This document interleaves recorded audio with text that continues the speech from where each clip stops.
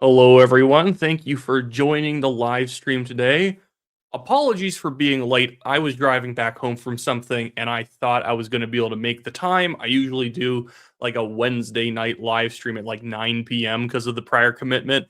And then I stood around talking too much and then, 8:48 instead of 8:40. So hopefully a bunch of people haven't given up on me in that 8-minute time span where I didn't start right away. Well, we're here and we're not happy about it. And I'm talking more as a country, not the show.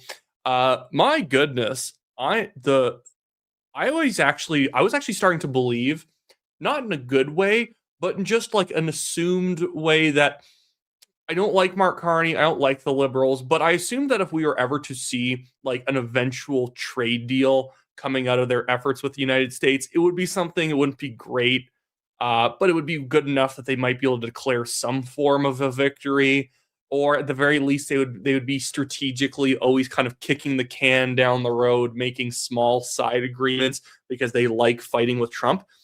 The fact Carney is really crapped this whole situation.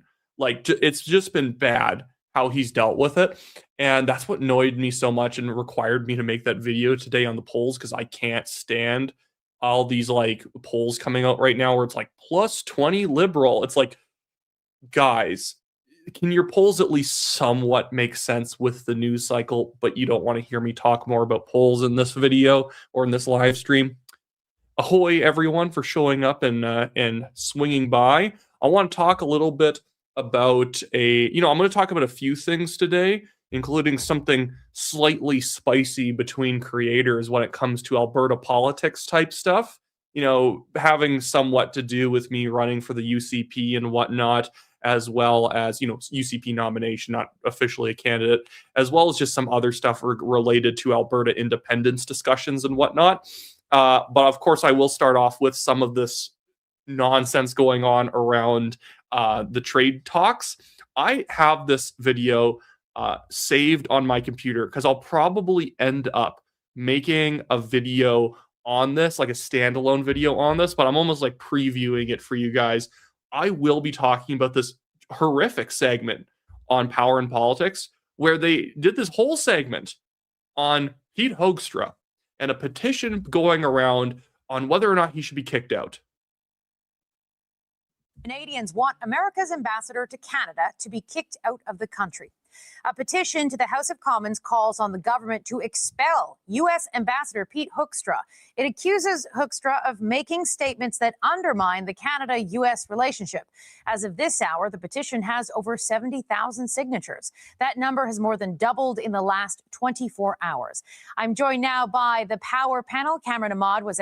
Is this a parliamentary petition? Like, I don't even know. It wouldn't even matter if it was. But why is it? And so I'm going to be covering that probably in its own standalone video, not in this live stream here. What does it matter? But this is what I absolutely cannot stand in the current coverage of what's going on. Every time the CBC has one good panel where the panel actually starts getting onto the issues that matter and talking about like how, what's Carney been doing for the past year and a half? What are the terms? Why are they being so opaque about what's going on? And why is Carney in Italy?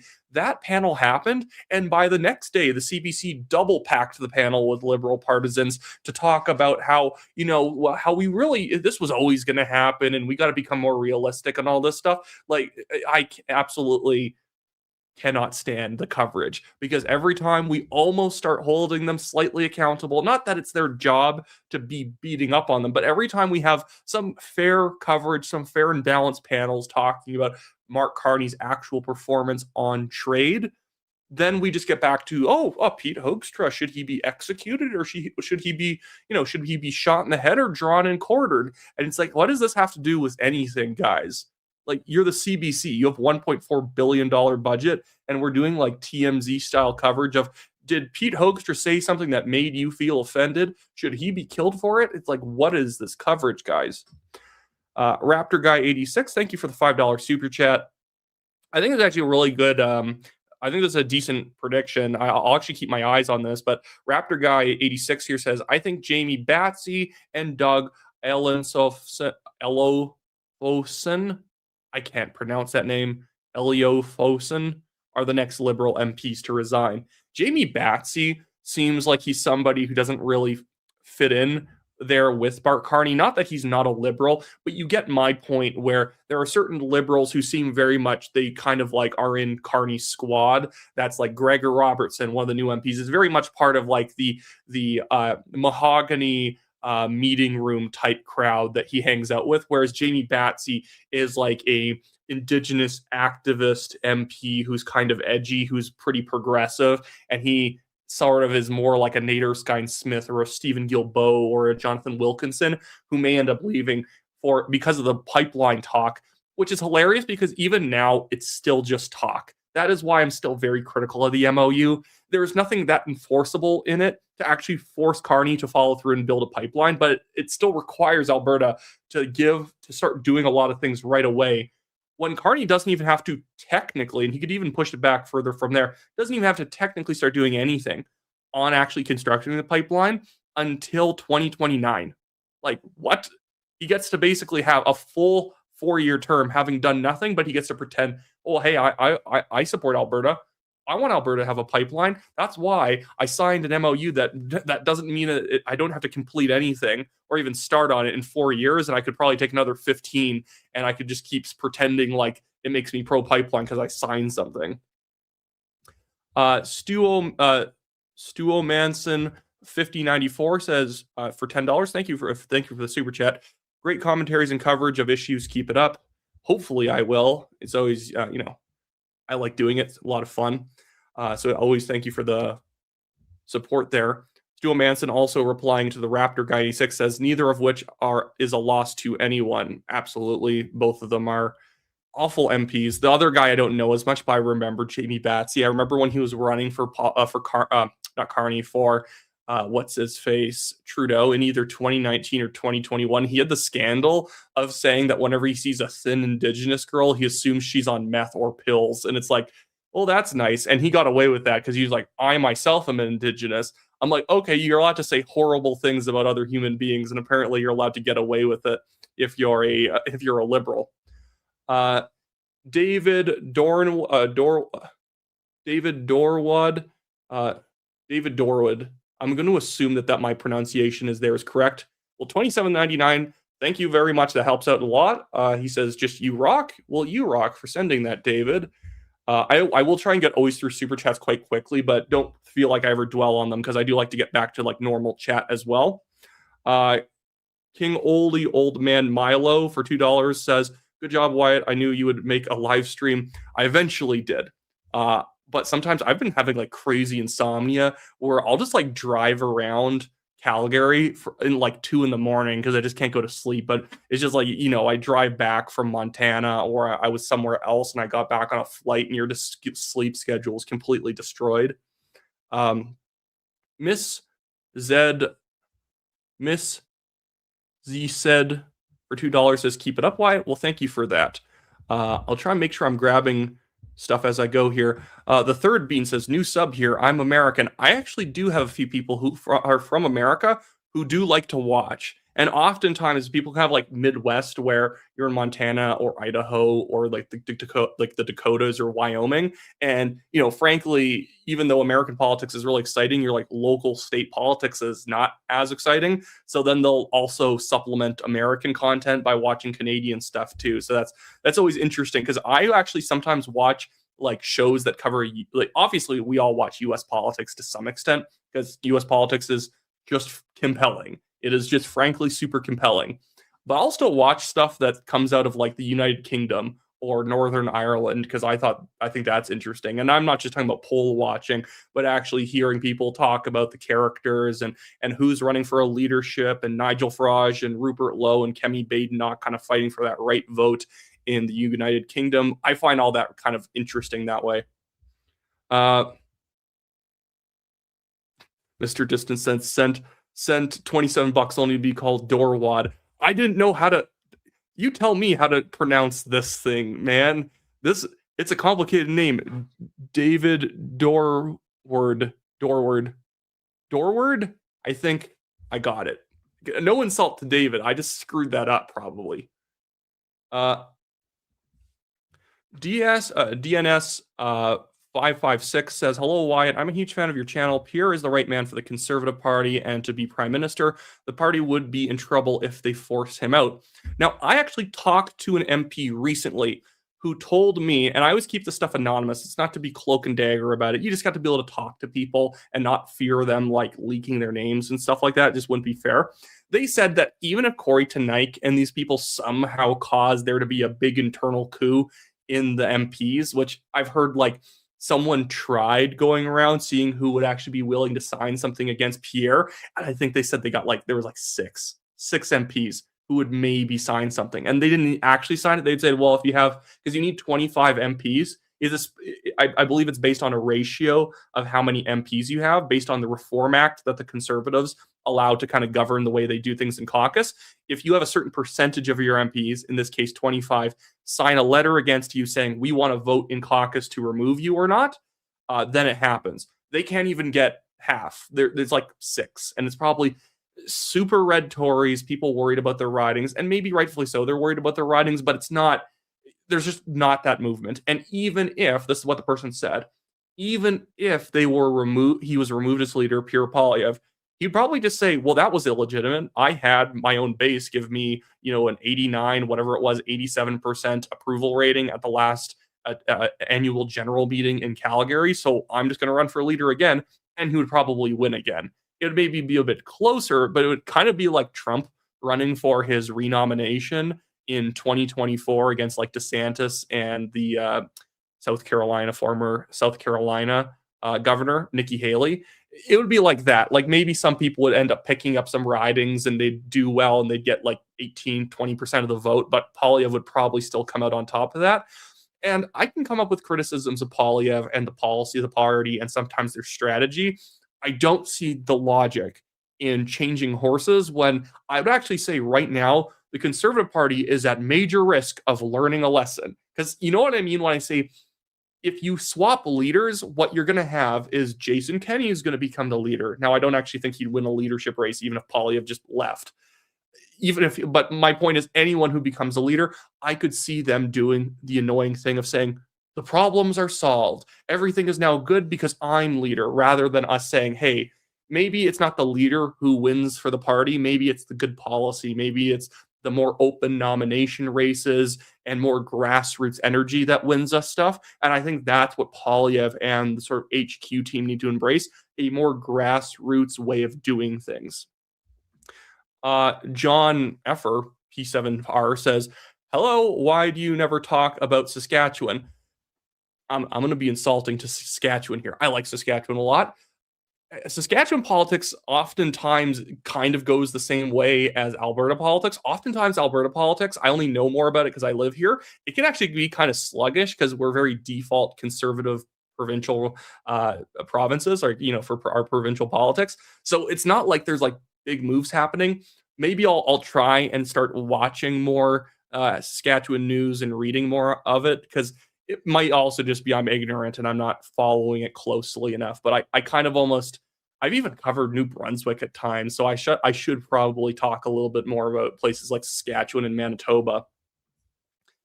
King Audie Old Man Milo says, "I wish the public and media didn't have such short attention span. Where the cons have been right the whole time, it's everyone else catching up to actual reality, and Poilievre doesn't get the credit." Well, again, thank you for the $10 super chat. And that is the problem. That's also why when I see polls where the Liberals are going from like 42 to 47 in one poll, like their last poll was like a month ago, and the Liberals jump up massively and the Conservatives fall down quite a bit. Not only does it not make sense because like the last few news cycles have been not very good for the Carney Liberals, and you don't expect them to rise during a bad news cycle, but also whenever you see people's public opinion shift that much, it's not real. That's the thing. I'm frustrated by how willing people are to let kind of Carney do what he wants for this long without actually demanding benchmarks be applied to what he's doing. And it's because the public tends to change its mind slowly. People will say, well, I thought Carney's the man for the job when I cast my ballot in 2025, and I still do. And it's like, well, have you not been keeping up with what he's actually been doing? Because that's the problem. So many voters, especially urban voters, frankly, and I live in a suburban area, so I meet a lot of them.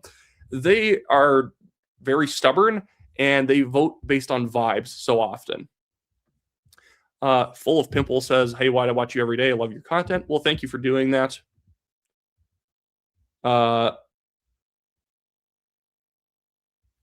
Yeah, I said Third Tooth says 4069 says, you've said that CPC needs to fight just as hard for liberal safe ridings. And the point of fighting for the liberal safe ridings, and I can even slightly adjust my camera stand here. The reason why you fight for safe ridings is because swing ridings are attached to safe ridings. So it's not the best angle right now because there's a lot of room that you're seeing the ceiling. But this is the riding I'm going to be trying to run for the UCP nomination for, Calgary-Curry. This riding, Calgary-Curry, went NDP by 13% last provincial election. Now, I don't think it's actually that NDP-ish of a riding. It's just a riding that was very susceptible to anti-Daniel Smith hysteria, to the NDP pitching themselves as the saviors on the drug issue, because the drug issue was really bad back in 2023. It wasn't bad actually because the UCP was actually, in fact, because of NDP policies that were implemented in 2016 or 2017 that were still having negative effects into 2023, like the safe consumption sites and stuff like that. But this riding is winnable. Absolutely. It's going to be tough, very difficult. That's why I want to run for it in part, because it's more interesting that way. But if you want to win this area, this neighborhood right here, Bankview, and then up here, Sinalta, that Sinalta went NDP by 33 points. Now, obviously, the margins tend to be a little bit wilder when you go down to a smaller sample size, like a singular neighborhood poll. But Bankview is plus 25 NDP. Killarney is plus 13. But you come out here, you go to Westview, and you come down to Glenmorgan and these kinds of areas, they're like plus 2 UCP or plus 2 NDP, or they're just tied. It's these swing areas that you really need. It's these really heavy NDP ridings area. It's these heavy NDP polls that you kind of have to break into. And why I say you have to hit the safe liberal ridings is because right over here to the east of Calgary-Curry is Calgary-Buffalo, and north is Calgary-Mountain View, and Calgary-Elbow is actually also a swing riding. It's actually a little more conservative than Curry is, but Buffalo and Mountain View. Let's realign this thing now. Hopefully the camera will compensate for the exposure. I think it is. You have to hit Mountain View and Buffalo really hard too. Are you not going to win? You are not going to win. Right away, if you're the UCP candidate in Buffalo, you're going to lose. But what you are doing is a public service, because next to Bankview and Sinalta, there's other neighborhoods around here that both are in Elbow and there, and also there's just across the river in Mountain View. You want to make sure there's as many blue signs in that safe ridings neighborhood that borders the swing riding, because people drive to work. And people don't think I'm driving through a safe liberal riding. Of course, they vote liberal. People drive to work through liberal ridings in urban areas, and they think, oh my goodness, everyone's voting liberal, or provincially, oh my goodness, everyone's voting NDP. And that's why you need to try for those ridings, because people don't think at a bird's eye view on politics, thinking, well, of course, there's not a lot of signs there. It's an urban NDP riding. They just see, oh my goodness, the NDP has a lot of support around here. And that's why all safe ridings need to be contended for hard. I would say anyone who lives in a safe riding, definitely get a law and sign for the Conservatives, because you want to make it more normal for the commuters coming through there, seeing there's even Conservatives in Buffalo. There are even Conservatives in Toronto Centre or Vancouver Centre or Vancouver Granville, if you get my point there. But thanks for that question. I thought that's always an interesting setup for to talk about my favorite thing, which is election strategy. John Gotti for $6.99. Thank you for the super chat, John Gotti. On a scale of 1 to 10, how much trouble is Pierre and the Conservative Party in trouble polls wise? Well, let's say poll like 1 is like dead in the water, cannot win the next election. If anything, we should want a new election to re-roll the dice. And 10 is it's all fake. They're going to win. Conservatives are secretly ahead by 10 points. I would say it's honestly a 5. It's honestly a 4, maybe. The polls are not good for them right now. If they went to an election, they would lose, but we're not going to an election, because everyone always thinks like, well, if the polls are so good, why wouldn't Carney call an election? And it's like, well, that's not quite how it works, because remember, Trudeau was actually quite ahead in the polls in 2021. And then he called the early election, and then his lead completely dissipated, and even Aaron O'Toole, who was pathetic, kept him to a minority government because people don't really like the cynicism of just calling an early election. Now, sometimes it's smart, but you got to like wait until like the last 6 months before the next election. Then you call an early election, you find a good excuse. There's no good excuse for Carney to call one right now. And so he would lose if he called one right now. The polling position is still not good. Not that it's not good because we're definitely going to lose and there's going to be a snap election called. What's going on right now is just, I would say, the conservatives are still behind, but the silver lining is that they're probably only behind by 4 to 6 points. So you're in striking distance if you get your act together. And your act together includes bolder policies. It includes, I would say, a more grassroots approach to politics, enable more of your MPs to kind of do their own messaging. I'd say Dean Allison doing his vaccine inquiry, even though that's not one of my biggest issues I care about, really smart that he's doing that, because that is an issue a lot of people would probably rate as their top issue, even though it's very niche. And so let him, if he's passionate about it, let him go and do that. That's great for him to be going and doing. So bolder policies, more of a grassroots approach, of course, more of a grassroots approach when it comes to picking candidates and nominations. That's why the Conservatives lost Mississauga and Brampton. I think they just picked really uninspiring candidates. They appointed people. They were just kind of like shoving people out of nominations, like Jeff Lal, who ended up running. He was a Hindu guy. He ended up running then for the PPC. And even though the PPC's vote collapsed by like 87%, like 87% of the PPC votes were wiped out in 2025, Jeff Lal in like Brampton Center or Brampton West or whatever, he like doubled the PPC vote because all of the Hindus in that riding were ticked off that all the Hindus kept getting kicked out of nominations. Hindus are the second most conservative, usually second most conservative voting religious group after evangelical Christians. That they are very independent-minded people, and it is just a like political malpractice to be alienating those people. Cam TJR for $2 says, will you cover the insolvency news? I will. I saw Polyev and the Conservative Party post about that. I want to see more details about what that exactly means. Like, I could probably guess, but, sometimes you don't want to just cover it just because you saw it. It's like Sean Chen, that Liberal MP who resigned, and there's all this news about him traveling to China and whatnot. I do want to make sure the timeline lines up. I've seen it before where someone claims that someone voted when they were overseas or they did this or that, and they thought the timeline lined up because, hey, he posted something on social media that day when he was in China.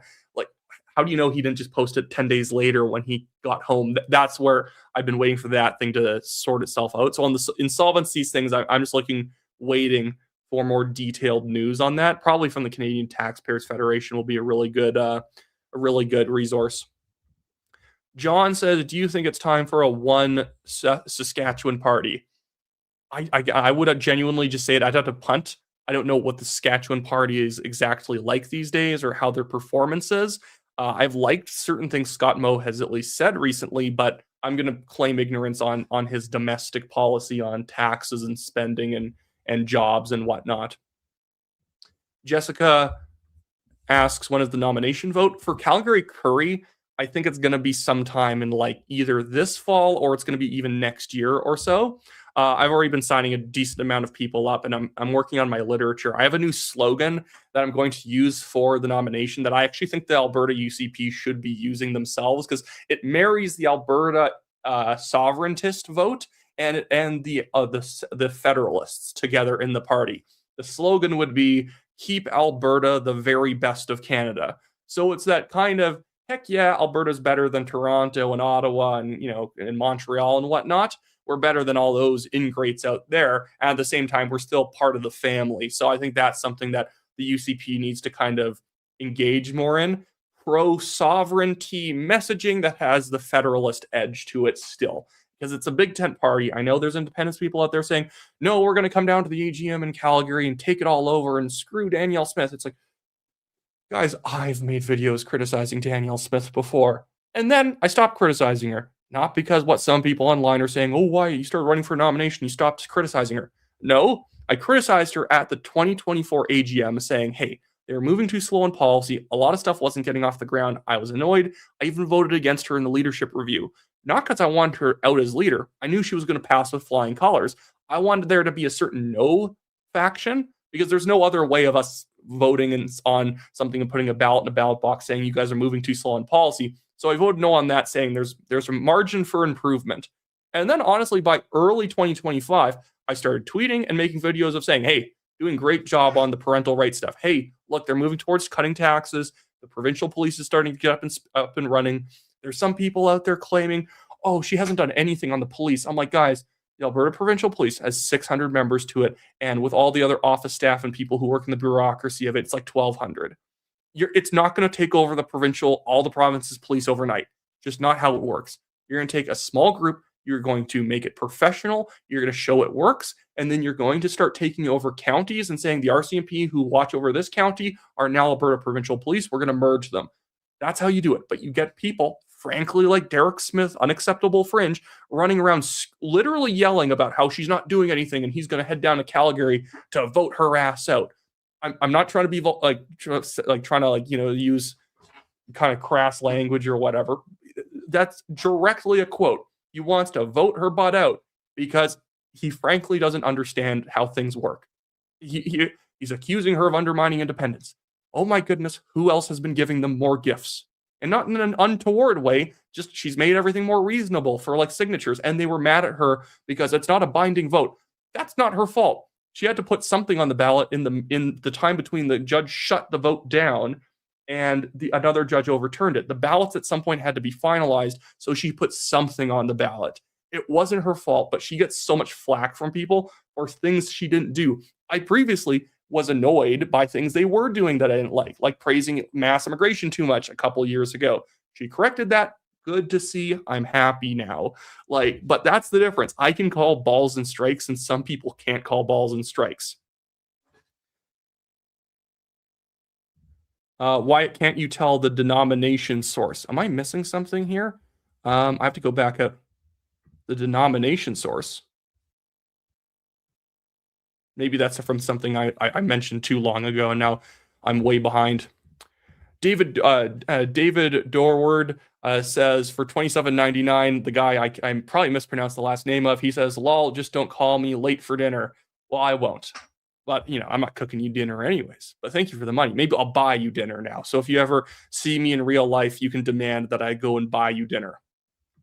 Mr. Distance says Dorwad is back for more. Well, if I ever call you Dorwad in person, then I give you express written consent in this video to backhand me in the face. Okay. John says, when will you schedule a boxing match with Unacceptable Fringe? He already challenged you. He actually did somewhat do that. I played on the video one time where he was trying to imply he was going to big dog me at an event or whatever. It was the Ranchman's Creator meetup, and we were all a bunch of creators were hanging out, and he was supposed to be there. And he had a problem with me because I had previously said that he was doing things that were grifting. Because he was doing things that were grifting, and he was like, I'm going to walk up to him because he's probably only $1.10 soaking wet. I'm going to say, hey, say all that stuff to my face. And it's I didn't want to be that guy, but I don't, dude, most people could beat me up. Probably half of women in this country could beat me up. He's 5'2" or 5'4", and I'm 6'2". I might be able to win just by falling over. It might happen, but for some reason he was trying to intimidate me in some way. It was very strange, and I'm going to be getting to that in a bit because, guys, I call out the CBC all the time, rightfully so, you would say, and I will also call out someone who's supposedly on the right if they're just attacking Danielle Smith for things she did not do. But Raptor Guy 86 here says, thank you for $5 again. Carney and Jamie Batsey had a spat recently, and Carney also turned Doug Elosven away about concerns about Alberta's two-tier healthcare Bill 11. Okay, that's interesting. The Doug thing might not go as far because that might sound the guy might be trying to virtue signal about how pro-public healthcare he is, but he's not really going to rebel over whatever Alberta's doing since he's not an Alberta MP. Jamie Batsey, I think he's also just kind of incompetent, so I could see Carney wanting to shove him out the door. That's always been the annoying thing. With the Liberal MPs who have been resigning, it's always tied to something very real that everyone knows about. Carney and Freeland really started hating each other when she was resigning, because she got thrown under the bus for, rightfully so, for the fact that she was a bad finance minister. But partly why she was a bad finance minister was she was tasked by Justin Trudeau to implement the terrible ideas of Mark Carney when he was the economic advisor. So she, even though he is the godfather to one of her children, I think really grew to resent him for the way he kind of like batted her out of the way and acted like, now I'm here to clean everything up from these incompetents over here. And so I think that it's always annoying whenever we get coverage of, oh, Larry Brock leaving the Conservative Party really says something about Pierre Poilievre. I'm like, really says what? He has a health concern. That's why he's going to a lower level job as a Crown prosecutor. It's not glamorous. And some people are like, oh, he just wanted to take a career change. I'm like, you don't take a career change when you're 62. That's just what you're going to fill out your time with for another maybe 10 years working, and then you're going to retire. He was like a very strong Poilievre loyalist, but you have like Scott Reed who gets up on CBC and acts like this says something about the Conservatives when he's never said that about Stephen Guilbeault leaving, Jonathan Wilkinson, Nate Erskine-Smith, some of these people who just obviously hate each other's guts. Nate Erskine-Smith had fragged Carney a few times when it came to like the WestJet flight attendant strike and saying that the government was dealing with it wrong.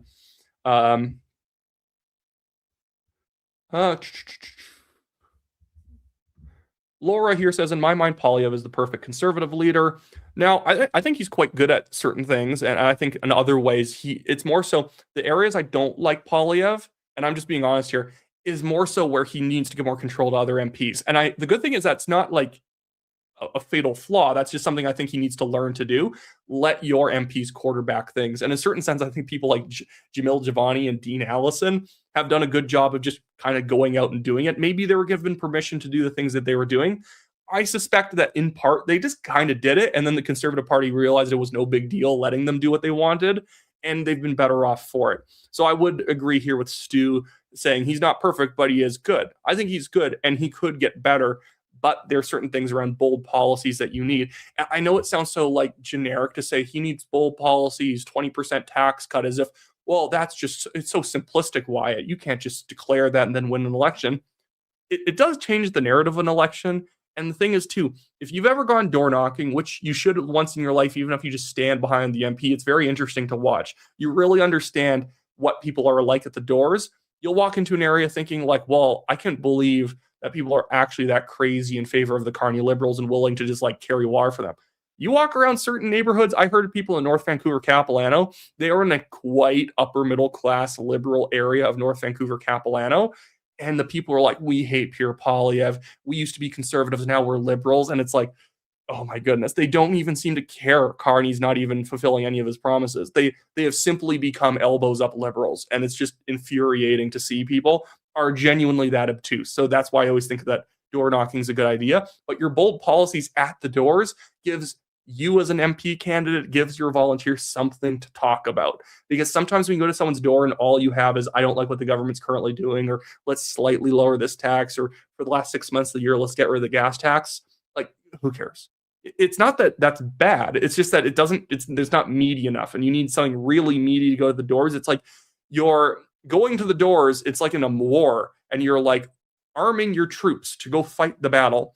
Are you going to give them state-of-the-art weaponry and great tanks and air support and all that stuff? And that's, well, like, your air support's all your advertising on social media and the radio. Your tanks are making sure you have all those your lawn signs and really good literature. And then your troops' small arms are the ideas they can take to that door so that they can say, hey, by the way, we're running and we're going to cut your taxes by 20% because right now our economy is shrinking every single year because we're kicking people out of the country through high taxes.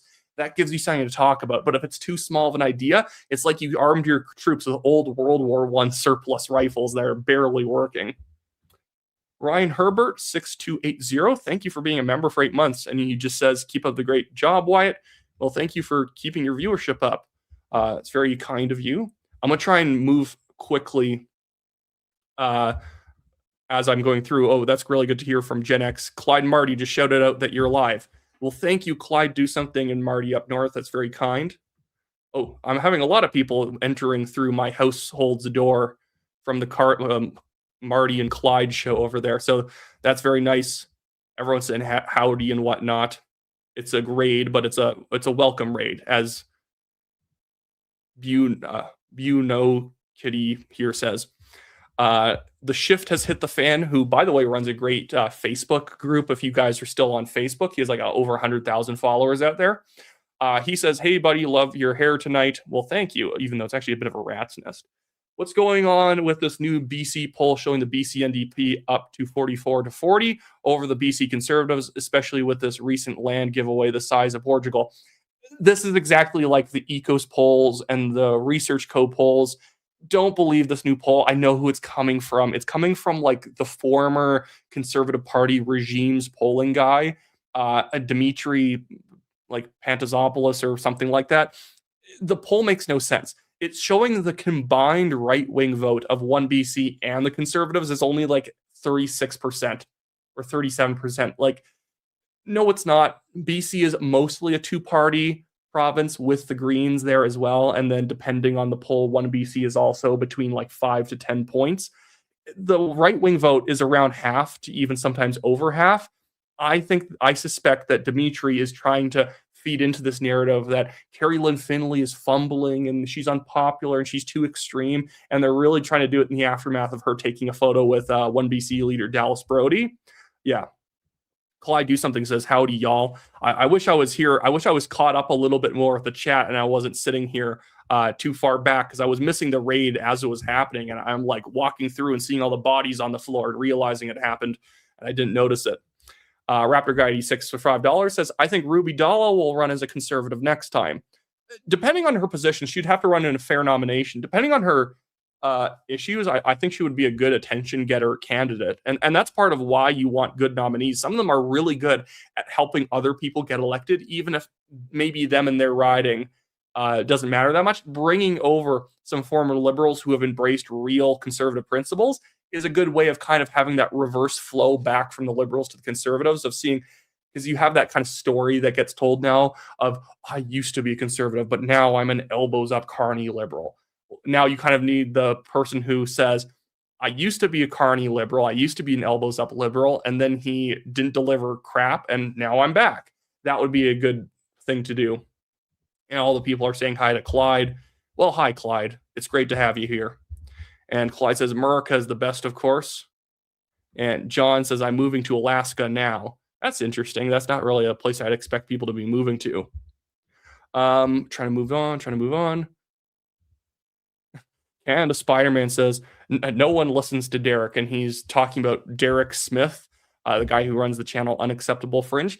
The sad thing is people do watch it, and you might watch it too and might not think anything of it. That's not bad. I wouldn't judge anyone for watching it, because it's compelling television in a certain sense based on the way he pitches videos. At some point, though, I get annoyed, and I don't call out other creators if I just don't simply like the content in the sense that it's not my style. There are big creators out there, their content's not my style. Not bad, it's just not the thing I'd watch. It's just they don't focus on the things I find as interesting. Just as I see tons of people saying they don't really like the polling videos. They maybe like other stuff. They just don't watch them. And I totally get that. Especially if you like to listen to the podcast as you drive to work. I could see you not wanting to listen to somebody write down polls that you're not seeing on camera.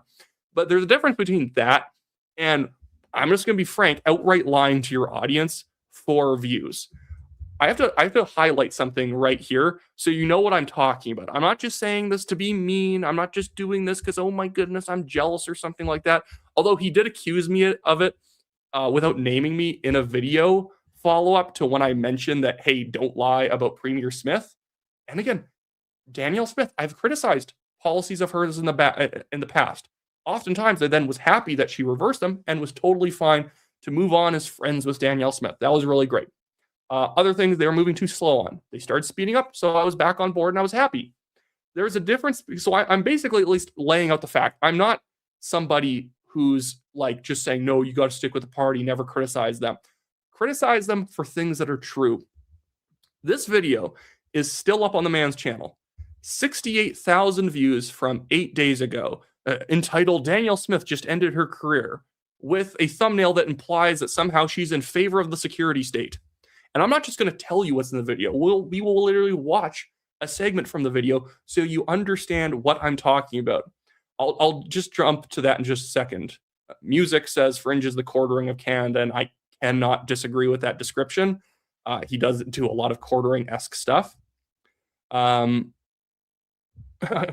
Do Something says, lol, I'm glad half your chat doesn't know who Derek is. They're better informed than just by the virtue of that. I'm going to go through super chats to make sure I'm not missing anyone before I go into this video. Not that I'm going to burn through them. I would try to be thoughtful about it.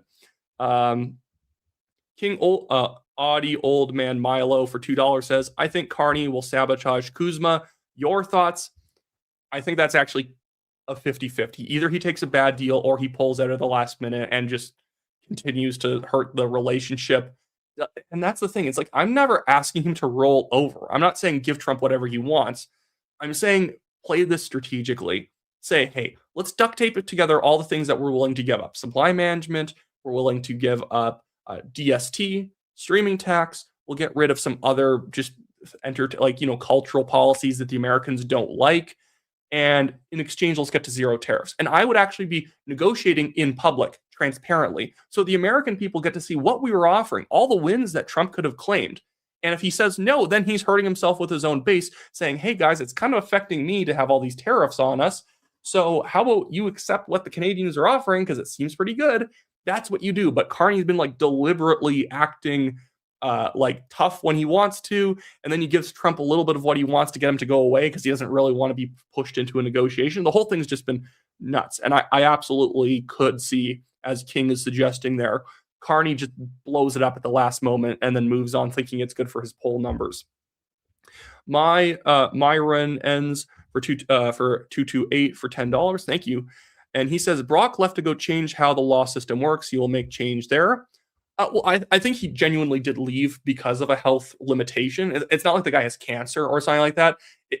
Sean Chen, the Liberal MP who's hanging out in China, that guy genuinely may have also left because of a health issue.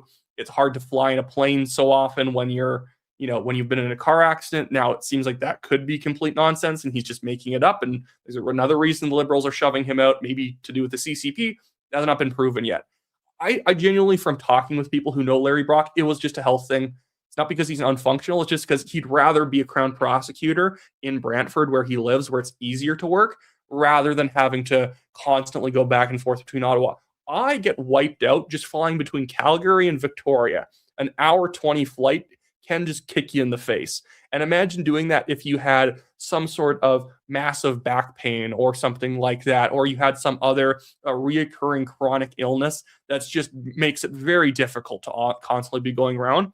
But absolutely, I think it's great. Larry Brock is also doing something productive, and he's going to be involved in putting criminals behind bars. He's not just, going to go join some strategy firm or become a lobbyist or whatever in some cushy position. He's going to be doing very tough work, just work that's more limited in terms of its scope. FHawk595 for $10 says, you don't support independence. How do you suggest we make change to the Constitution, or no change needed? The Constitution in its current form is good. No, I would not say the Constitution is good. I absolutely want to open up the Charter. Great reason to is taking up Section 35, all of the just absurd, wide-ranging Indigenous rights that judges keep adding to every single year. That stuff needs to be ripped out. Equalization needs to be reformed. Now, sometimes people who are pro-independence overemphasize the equalization thing. Equalization exists everywhere. Equalization exists provincially in Alberta. Do we think that High Level or some other smaller towns or even the city of Edmonton pays the same amount of money in taxes as they get back in terms of spending from the government? No, there's going to be neighborhoods of Calgary that spend a lot more in taxes. They pay a lot more taxes than other areas of Calgary, but they're probably getting better services, or they're probably getting about equal or pretty equivalent services in those two areas. Now, the thing that sucks about equalization is that we should not be paying for platinum plus benefits for other provinces. The equation that they use to calculate how much different provinces get is stupid, and it holds them back from actually getting up on their own feet. It's not even good for them. It's like welfare policy in general for individuals. It holds you back, and we need to get rid of it. It is bad. The problem is people act like we should leave because of equalization and then we'll be better off. It's like, okay, if you leave, you're going to have an entire consulate system all over the world for all the countries worth being in, hire ambassadors and staff. So Alberta on net pays about $3.5 billion into the equalization system that gets sucked away from us and spent on other provincial services in other provinces. I don't like that. I think we need to reform that. It's not even good for the provinces that we're keeping on this kind of welfare system. At the same time, if you left, the ambassadors and consulates and consulate staff you will need costs Canada currently about $1.5 billion. And that's kind of a fixed cost. Let's say Alberta doesn't think we need to have a consulate in Benin or Nigeria or whatever, although you might need to in terms of Nigeria, large countries that we want to export gas to eventually. Let's assume that you pretty much you're in about 80% of the countries Canada finds worth it to be in. We're spending $1 billion just on that. You can't just say, well, we're 12% of the population of Canada. We'll only spend 12% of what they would spend on ambassadors. It's a fixed cost. There's certain fixed costs you can't get away from. Border security would cost us about another $350 million to half a billion. And then many other hidden costs that you don't kind of think about. And by that point, maybe Alberta is definitely better off than Canada based on the math. But is it so much better it's worth burning that bridge when I think that the sovereignty movement can still do a lot within Canada? And as conservatives, I want to export Alberta values in other provinces. That's why I work in BC. That's why I involve myself sometimes in Ontario and even in New Brunswick, which many people don't maybe know. I've helped run advertising campaigns for nonprofit groups, for third-party advertisers in New Brunswick. I've helped make the literature that's put out there. I think that's what needs to happen, is that the entire country just needs to be sort of given the small government education. Because, by the way, a breakaway country of Alberta can also fall into the same stupid traps Toronto does too. Just because we have oil and gas doesn't mean that we aren't susceptible to being stupid as well. So I'd rather have a big goal of trying to reform the country rather than let's retreat and try and make this smaller section better, because you're kind of limiting the scope of success by going smaller. I am a conservative boomer, says she's been a member for 7 months. So just thank you, Patricia. Love when you're live, Wyatt, you rock. Scotty W8R says, what will you do if Alberta referendum advances? Well, it's just not going to advance. Now, it's nothing to sneeze at the support they have. 30% is a lot. If you did an independence referendum in any other province, it'd get like 5 or 10. It's just not going to happen, I would say. If it did happen, why just go along with it? I just see what's going to happen. And that's not hypocritical. It's just kind of how it goes sometimes. Something happens you didn't expect. We separate. Well, I guess I live in a separate Alberta, and I'll figure out how that works then. Oh my goodness. I wasn't drinking liquid for so long. I can only buy this in America, which is, I guess, my one pitch for the 51st state. Not that I actually believe in that for any NDP people clipping me in the future. I can buy Diet Barks in Montana. Okay, so Myron228 for $10 says, I have not watched Derek since I heard he screwed Clyde over. And yet he literally accused Clyde, and thank you for the $10, Myron. He accused Clyde of committing a crime. He accused Clyde of stealing expensive microphones from him by getting them and not paying him back for them, which doesn't even make sense, or he somehow didn't follow through on something he was supposed to do. It was such an insane accusation. He then later had to delete that video because he fibs. And this is the thing about him. He just kind of fibs. It's a problem. Raptor Guy 86 for $5 says, I hope you and Moose on the Loose David collaborate on a video sometime. Yeah, I'd be willing to do that. He tends to be a bit of a lone wolf, and I think he actually kind of works really well solo. So I don't think he really even does interviews or goes on other people's show. To be fair, I do talk to him in the background sometimes, especially about polling firms and how to read certain data in polls, just as I'd probably end up consulting some of his videos when it comes to things he knows about that I don't know about. AAll9631 says for $20. Thank you, by the way, for that. You have a cute dog photo as your profile. Off topic, U.S. border officers are friendlier, but crossing back into Canada, I am a Canadian. The Canadian border officers are abusing their power. Horrendous a-holes and arrogant as hell.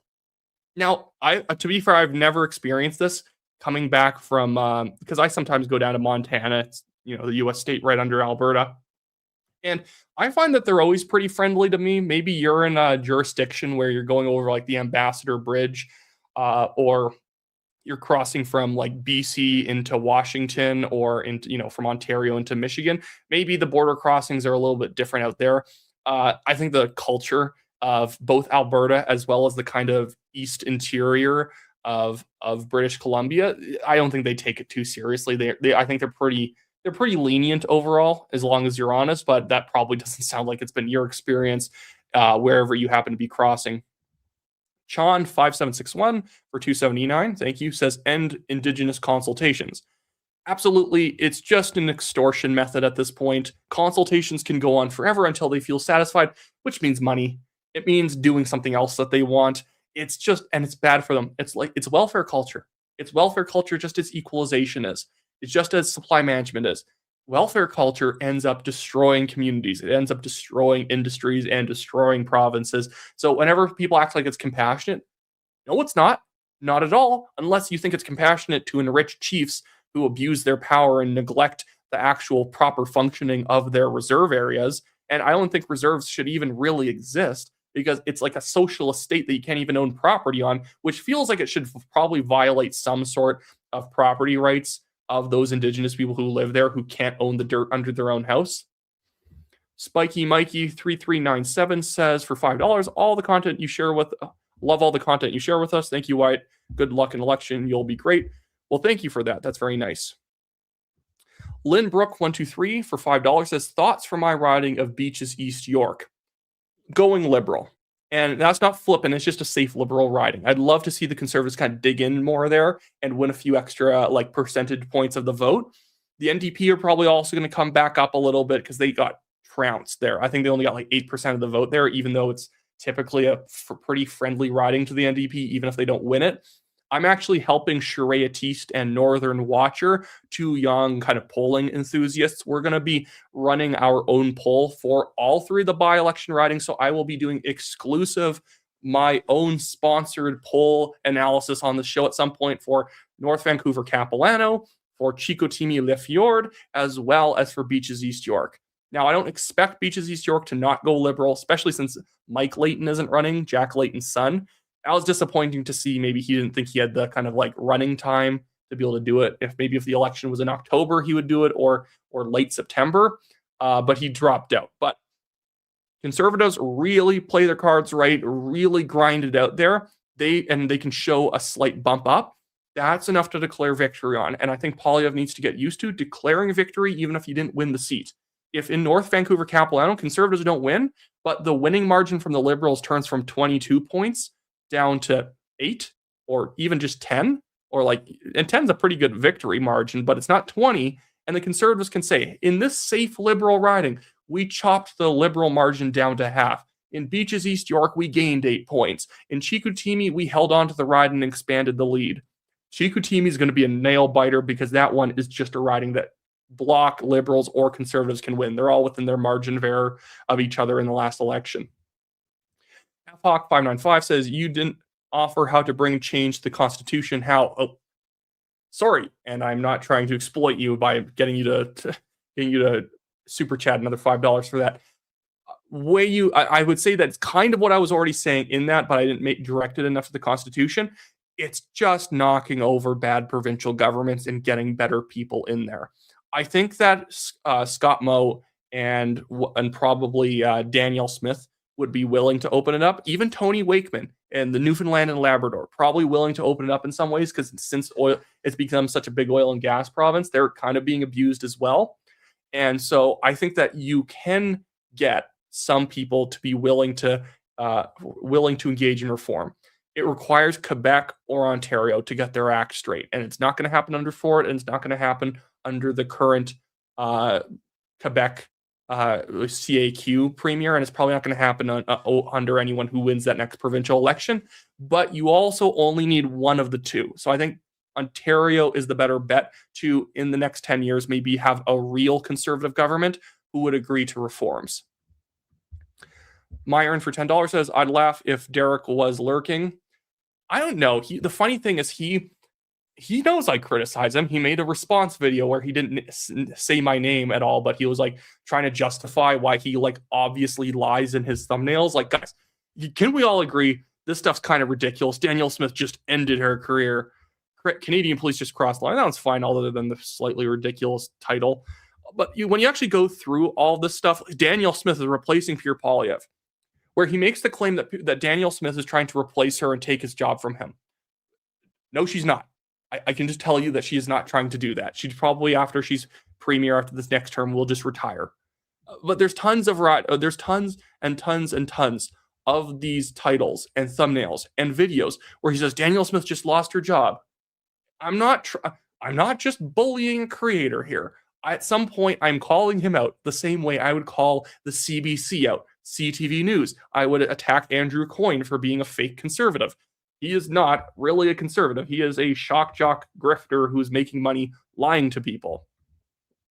King Odie, Old Man Milo says, "Why you need to drink that awkwardly like Marco?"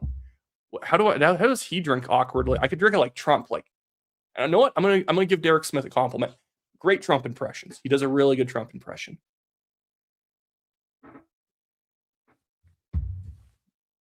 It's way too bubbly, so it's not actually pleasant to drink. Okay. The Pleb Reporter says for $5, "Do you like my slop channel?" No, the Pleb, you're not a slop channel. You're a culture war channel is how I would label it. So I think the content's good. Pleb Reporter for $5 says, "Any tips on how I can improve as a content creator?" Honestly, I think the videos are well made. I think the structure is good. You know, I think we do very different types of content, but I think the stuff's good overall.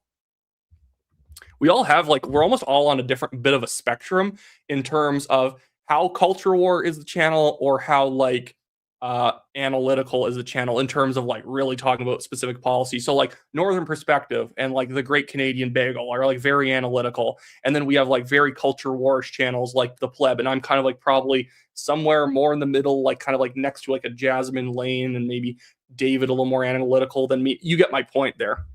But now I do need to get to the video of him claiming that Danielle Smith was in favor of the Edmonton police having that report hate hotline. Like, because this was kind of egregious or very egregious. That whole video, by the way, it's entitled "Danielle Smith Just Ended Her Career." Guys, there's nothing in the video about her until, like, way later on. He talks about the Edmonton police, but then he talks about Danielle Smith here, and apparently she ended her career because she didn't make a comment on it during the long weekend. The Pleb Reporter for $5 says, "Do you think I'm ridiculous for making 5 videos on the Good Life Fitness sword guy?" No, that guy's a complete lol cow. I think you should still be making fun of him. He's a Calistani lol cow, which means that he needs double the scrutiny that anyone else got. That was actually a good team building kind of a controversy, because I think it got even a lot of liberal Canadians to realize a bunch of these Calistani guys are dweebs. But in this video, he again tries to go after her for apparently not saying something fast enough about the Edmonton police thing, because she didn't comment on it within 36 hours during a long weekend. I have to show it again for context in this video. Premier Danielle Smith said this ages ago, and I know her word is about as valuable as a wooden nickel these days.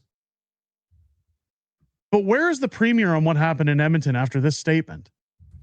She was flipping probably at a cabin. It was a long weekend. Like, it dropped on a Friday. We're into the long weekend. And then Saturday, Sunday, Monday, because it's the long weekend and your communication staff and all your other people are off. And it's kind of a complex issue to talk about. You can't just, like, backhand the city of Edmonton. They're ridiculous, but you still have to work with them. So they had a very diplomatic but very firm statement they then released after the long weekend on Tuesday. Like, I feel like this shouldn't be that hard to understand. But yeah, like keep going. Or what's going on in Edmonton? Were we bamboozled again by the premier? What is going on here? I can tell you that is not the pathway we're going down in Alberta. We would be the opposite of that. Yeah. Well, I can tell you our approach in Alberta is that the federal government does have the power of criminal law. Yeah. We have the power of non-enforcement, and what that means is we choose our policing priorities, and we choose our Crown prosecution priorities. And I can tell you, if the intention behind it is to do what we're seeing in the UK, where regular citizens are getting hauled off to prison because they post something online that hurts someone's feelings, we are just not enforcing that. There's no way that's not the culture in Alberta. We reaffirmed in our Alberta Bill of Rights that free speech is protected. And we just don't, we think that's a government overreach. Okay. So just I actually don't really know why he even bothered playing all of that, considering that like he's just saying that he doesn't like her, but then he plays like an old interview of her, which it's funny because she actually ended up on Tuesday posting that clip of herself, basically saying that, yeah, we stand by free speech, and I'm reiterating my previous position. like her pipelines that she said any government investment is a loss. She confirms here that the Alberta Bill of Rights protects free speech, that they are not going to focus police efforts on hurt feelings reports. How is it that the police were able to obtain contracts for AI body cam scanners and flock cameras if we're not going to enforce these kind of laws, these draconian overreach laws? Why is it that the Edmonton Police Force, how come nobody from the Alberta government has reached out to the Edmonton Police Force or put a stop to their bus wraps, their... Okay, I play this so you guys know. He said this 36 hours after it happened. And apparently this was enough to condemn her for not doing something. Why isn't someone from the Alberta government not doing something? Maybe they are. Maybe at the time they didn't. Maybe they thought they could just like tell the Edmonton police, "Don't do that. Please stop," and then move on from there. You know, because I absolutely don't like the report hate thing, but we didn't even give Danielle Smith like 5 seconds to respond. It's a long weekend. All of her comm staff are probably off, you know, going out to parks with their kids and stuff like that. You got to give people a second. It wasn't a crisis where something was going to happen unless she did it. Obviously, the Edmonton police were already just taking it left and right from people for that ridiculous the report hate campaign. A lot of this, no doubt, is connected with the awful mayor, Andrew Knack. At the same time, the Alberta government kind of has to keep a little bit of a, you know, keep some good vibes with the Edmonton city, because they do stuff with the city of Edmonton all the time. The capital is Edmonton. So you have to be a little bit careful. But the fact that then on Tuesday, Mike Ellis, the public safety minister, the justice minister, Mickey Amory, Danielle Smith herself, and other MLAs all came out saying, absolutely, we do not believe in the concept of hate speech. We don't not condone people being awful and rude. We don't condone people being racist or doing whatever. But that's not a crime, and we're not enforcing it. And we are in contact with the city of Edmonton and making them known our stance, and that this is not what they will be spending their budget on, because obviously they have some strings to pull. And if they keep doing this, they could just say, well, we're not going to give you a provincial, as big of a provincial transfer if you're going to screw around with your police budget. But there was no correction.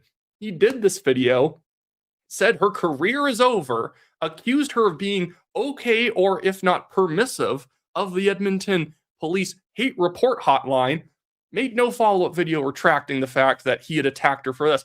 And he's done this a few times. I need to pull up some of these clips, some of these like really wild clips of him attacking Danielle Smith for stuff that's just kind of like, honestly, just based on nothing, like just based on misinformation. Like the whole idea that she is somehow dragging her feet with the provincial police. It's not, we're not bringing back the draft. The provincial police is not going to be 1,000 people, 2,000 people strong within a month, and in a year there's 10,000 provincial police. It takes a while. You have to organize it, and you're going to probably slowly absorb county RCMP detachments into the provincial police, and it'll grow from 600 officers as it's now, probably less a year ago, and then it will go to 1,200 and 2,000 and 3,000. And as they're able to handle more territory, eventually you'll probably end up having the Edmonton and the Calgary police be a detachment of the provincial police. That will eventually happen. But all these people keep attacking her for things that like she hasn't had the actual time to take care of yet. Here is a clip of him attacking her, and it gets really vicious of just how angry he is at her for things that she didn't actually do wrong.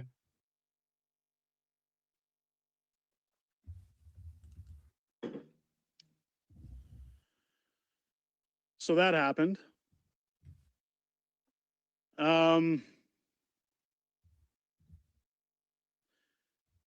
This is basically just going to continue from what I was saying about Pierre. Danielle Smith just shit the bed and lost her job. And the context of this is, I believe, the independence referendum not being binding which I'm sorry, it's not her fault. It's the judge's fault who ended up cutting it off right before they had to finalize the ballot and was not allowing the signatures to be counted. Danielle Smith can't just override the judge and put it on the ballot. It could have also been stopped. So what she did was she had a compromise question that was not going to be binding, but let's be clear, guys, they're not winning. The independence movement's not winning the referendum. That's not to denigrate them. If anything, they have a pretty good support. They should actually be happy it's not binding because they can come back in 5, 6, 7, 8 years. And then once they have the public opinion to win, they could do it.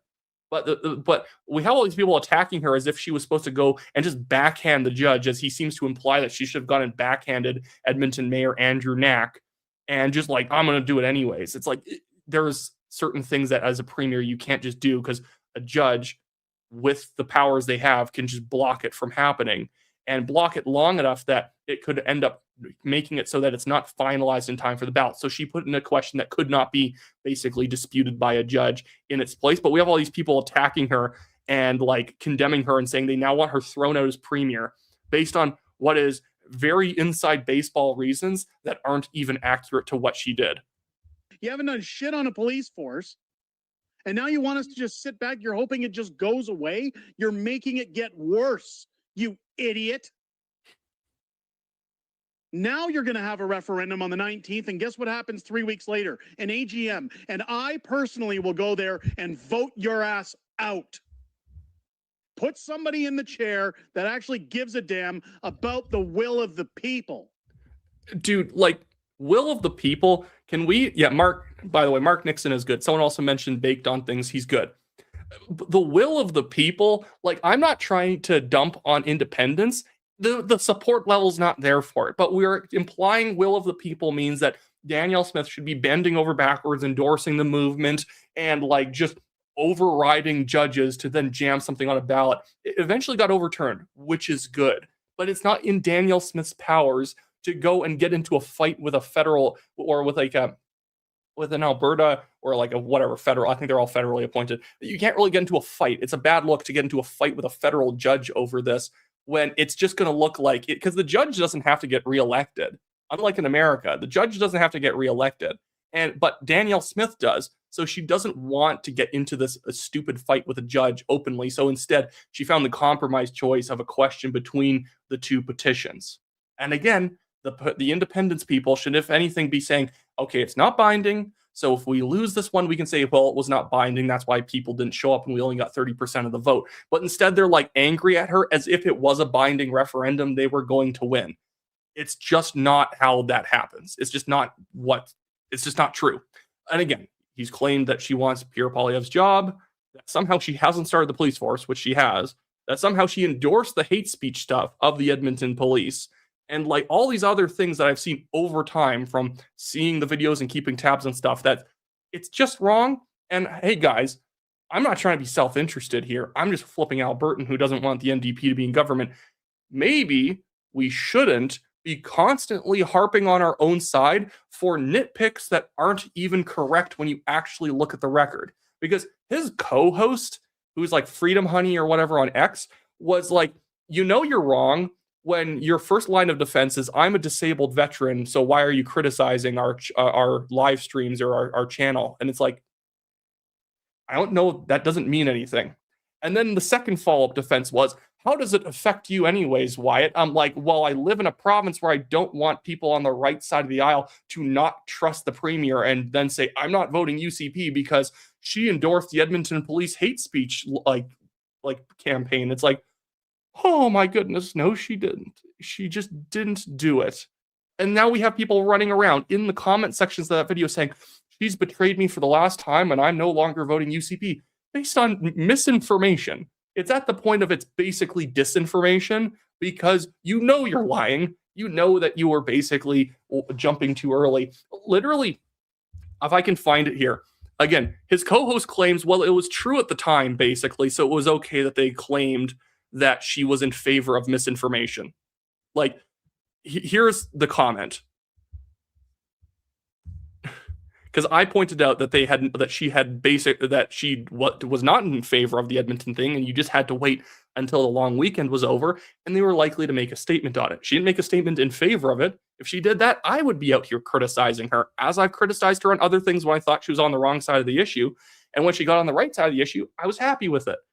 But he says here, at the time she didn't come out, and this is his co-host, at the time she didn't come out, she came out later. So let me get this straight. You're pissed that he is not towing the conservative line. You're pissed because he can praise and be critical of our elected officials.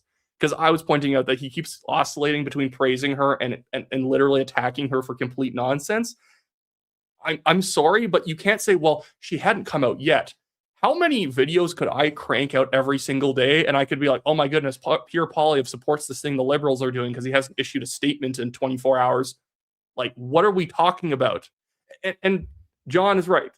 He is bipolar. He is just putting out content to get people to click on it. That is why he will say in a previous thumbnail, it's like Mark Carney just gave Canada to Donald Trump, or it's that he'll put out posts where it says Donald Trump and Danielle Smith have a new Alberta independence announcement. No, they don't. Not even in any realm of reality did they say anything about Alberta independence. But it's just rage baiting or baiting your audience into clicking on something promising the world and nothing like it happens, which resulted in this very funny interaction from a few days ago where he had a live stream where he was pumping up this idea that something big was coming out and you should definitely watch it because it's going to be like explosive what he has. And it was just some clips of the freedom, the Forever Canada people who are ridiculous being ridiculous. And I think somebody from the channel had like footage of them, you know, trying to raise money and Thomas Lukaszuk doing an event. Ridiculous people. Thomas Lukaszuk is obviously breaking election rules. He kind of overhyped. It wasn't that bad, but whatever. But one guy came back after he had overhyped that live stream about all the stuff that's going to be revealed. This guy, Scott Gibney, who is an independent supporter, who is apparently a frequent watcher of him, said, dude, your clickbait posts are getting me to not watch your stuff. You have a headline that's interesting, but in reality, it doesn't usually match the info to the greatness of the headline. I'll tune in, but it's silly or exaggerated. I'm out. Derek Smith responds to that by saying, sounds like an ish you, not an ish me. And then he says, you're right. I just thought telling you may give you may give you a wannabe full-time watcher opinion on why but maybe others don't tune in as often. I watch just not everything. What do I know? I'm not a dude on camera. Thanks for what you do, even if my intent was to give insight. And Derek then says, maybe it's the way you said it. I'm open to criticism, but I'm also, but I also give respect when it's also given. Was this rude? Am I taking crazy pills here, guys? Was Scott saying something rude here? I feel like this is actually like a fairly like respectful way of nudging the person, saying, hey, sometimes you make a title and it's not really the reality of what was going on. And he just like dumps on the guy and acts like, oh, that's an ish you, not an ish me. And that like, I give respect when respect is given back. It's like, the guy wasn't disrespectful. He had a critique, but you have people who define being mean or being too critical as just giving any critique at all. Like apparently he wanted a paragraph telling him how like, you know, attractive and wise he was before they said, oh, and also when you claimed that Danielle Smith just ended her career, that seemed not true. And you said something that wasn't true about her position on an issue that she then clarified within like 24 hours when the long weekend ended. It's just, oh my goodness, it's just hard to watch. And again, going through things like claiming that Clyde Do Something stole stuff from him and whatnot, it's getting much. And I find that the independent space, there are great people who support independence. Corey Morgan, Keith Wilson, Eva Chipiuk, tons of people, John Bolton, what's his name? Mitch Sylvester, people I don't even exactly agree with on the issue. I'm not an independence guy, but they advocate for their side quite well. I think I've given slight criticism to John Bolton before because he was going after a conservative MP for having an Alberta flag in the background of his office that wasn't ironed. It was creasy, and it's like, this is kind of the problem with independence. Sometimes all the messaging is a little bit too focused on those who already support it and not winning new people. Federalists don't care about a creasy flag, and if you want to move them over, sometimes you have to, you know, not harp on stuff like that. But overall, John Bolton does a good job. Stuff like this is what holds that movement back, because everything is just over-promising, massively under-delivering, and frankly disrespect to people who don't already agree. But yeah, and the thing is that I think it also gives the independence movement a bad name, as if they're coming out to defeat Danielle Smith. She has been giving them gifts, and not like undeserved gifts like Nenshi and the NDP claim that, oh my goodness, she's trying, like they're always trying to accuse her of being a secret separatist, which is absolutely ridiculous. What am I trying to say here? My point is that it's not, the NDP likes to accuse her of having done too much for the separatists. I don't think she has. I think she's been very fair. She's lowered the referendum thresholds for petitions for everybody. And it's funny, as the left still complains because their anti-coal one didn't get on the referendum ballot this year. But the problem is we can't then have people on the other side who have already benefited massively from Danielle Smith's premiership saying it's not good enough, now we're going to take you out, for doing more than anyone else would have done.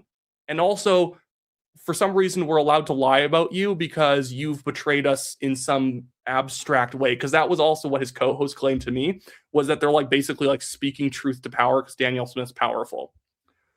The Pleb Reporter says for $5, thank you, Pleb. Wyatt Claypool just ended his career. It's over. MGIP 6KI just sends in $13.99. Well, thank you, MG. That's very thoughtful of you. Helps out the channel. The Pleb Reporter for $5 says, what do you think about Mark Slapinski? Can you please review his content?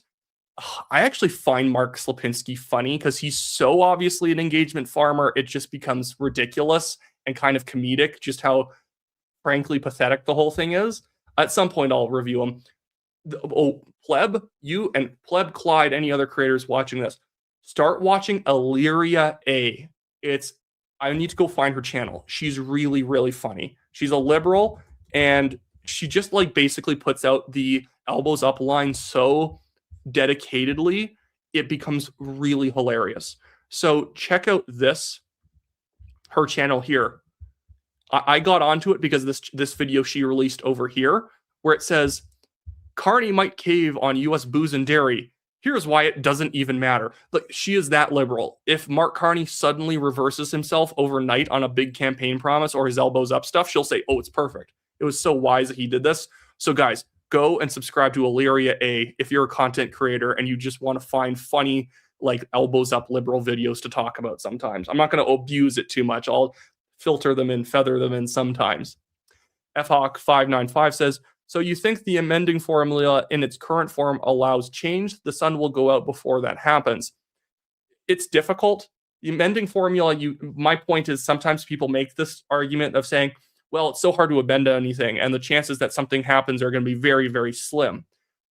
Ergo, independence. But the thing is that that's not an argument for independence, because independence activists, and I'm saying this as advice, not as naysaying, they have to make the case for Alberta, and they have to fill in the blanks on things like monetary policy, the military, the borders, the ambassadorships and consulates, all of the other services that we're going to have to take on as a government that we don't have the infrastructure to really house right now.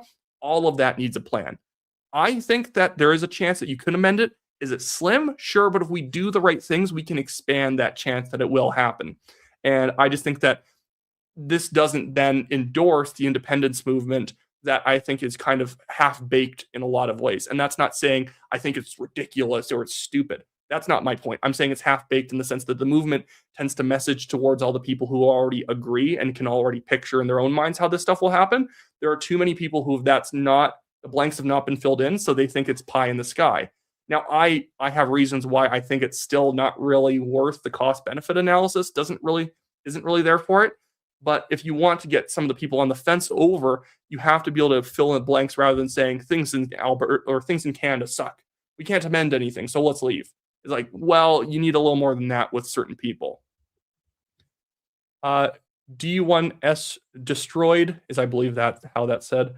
Been an 8-month member. He says, good evening, Wyatt and TNT enjoyers. Do you think we should uphold our allies on the right to a higher standard than our enemies on the left, and why? Well, and I think that's the point of what I'm saying here. When you have channels who are simply just kind of pushing things that didn't happen as news on their channel, Trump and Smith have a new independence announcement for Alberta. Danielle Smith wants Pierre Poilievre's job. Mark Carney just gave away the country. Danielle Smith ended her career. She's trying to bribe you and stuff like that. And it's like, no, that didn't happen. Or at least how you're describing it is so exaggerated, it does not actually resemble the truth in any way. And that's a problem because it makes people understand politics less when everything is shock jock tabloid stuff rather than what are the polls looking like? Why are the polls that way? Here's a CBC segment. Here's what the person said. Here's why it's wrong. Or what the stuff that Northern Perspective and Moose on the Loose do that are highly analytical, that teach you things that you would have not known unless they explained it. I learned stuff from them. They do a very, very good job. Baked on Things does a great job. All these people do a good job in their own environment, in their own kind of domain. If you're the pleb, you have all these culture war stories, and a lot of it's good political entertainment, but it's also real, what he's showing you. It's also an actual thing that actually happened, and maybe you should be aware of it, like the Sikh guy, Good Life Fitness with the knife, because I think it actually is a good idea. It's a good way of pushing out this cultural relativist type stuff, even if in a lot of ways it was a lot of fun to watch. It also is good to be pushing back on cultural relativism, moral relativism, saying all cultures are equal. Cultures that are carrying around massive knives are not equal. And most Sikhs wouldn't even agree with that guy, but it's good to actually find people like that and not let them get away with saying, oh my goodness, that's white supremacy. People are criticizing me. No, he's a clown. But all these channels fill a niche and they provide a service in terms of information. But as soon as the actual accurate information goes out the window, and I am like 1% or 10% of what I'm saying to you is actually true, stop watching the channel at that point, because you are not being well served by somebody willing to see, okay, Danielle Smith did this. How can I claim her career is ended or she's going to get arrested? Or how can I claim that something is over or whatever? We're not helping anyone anymore. Jessica for $6.99. Thank you, Jessica.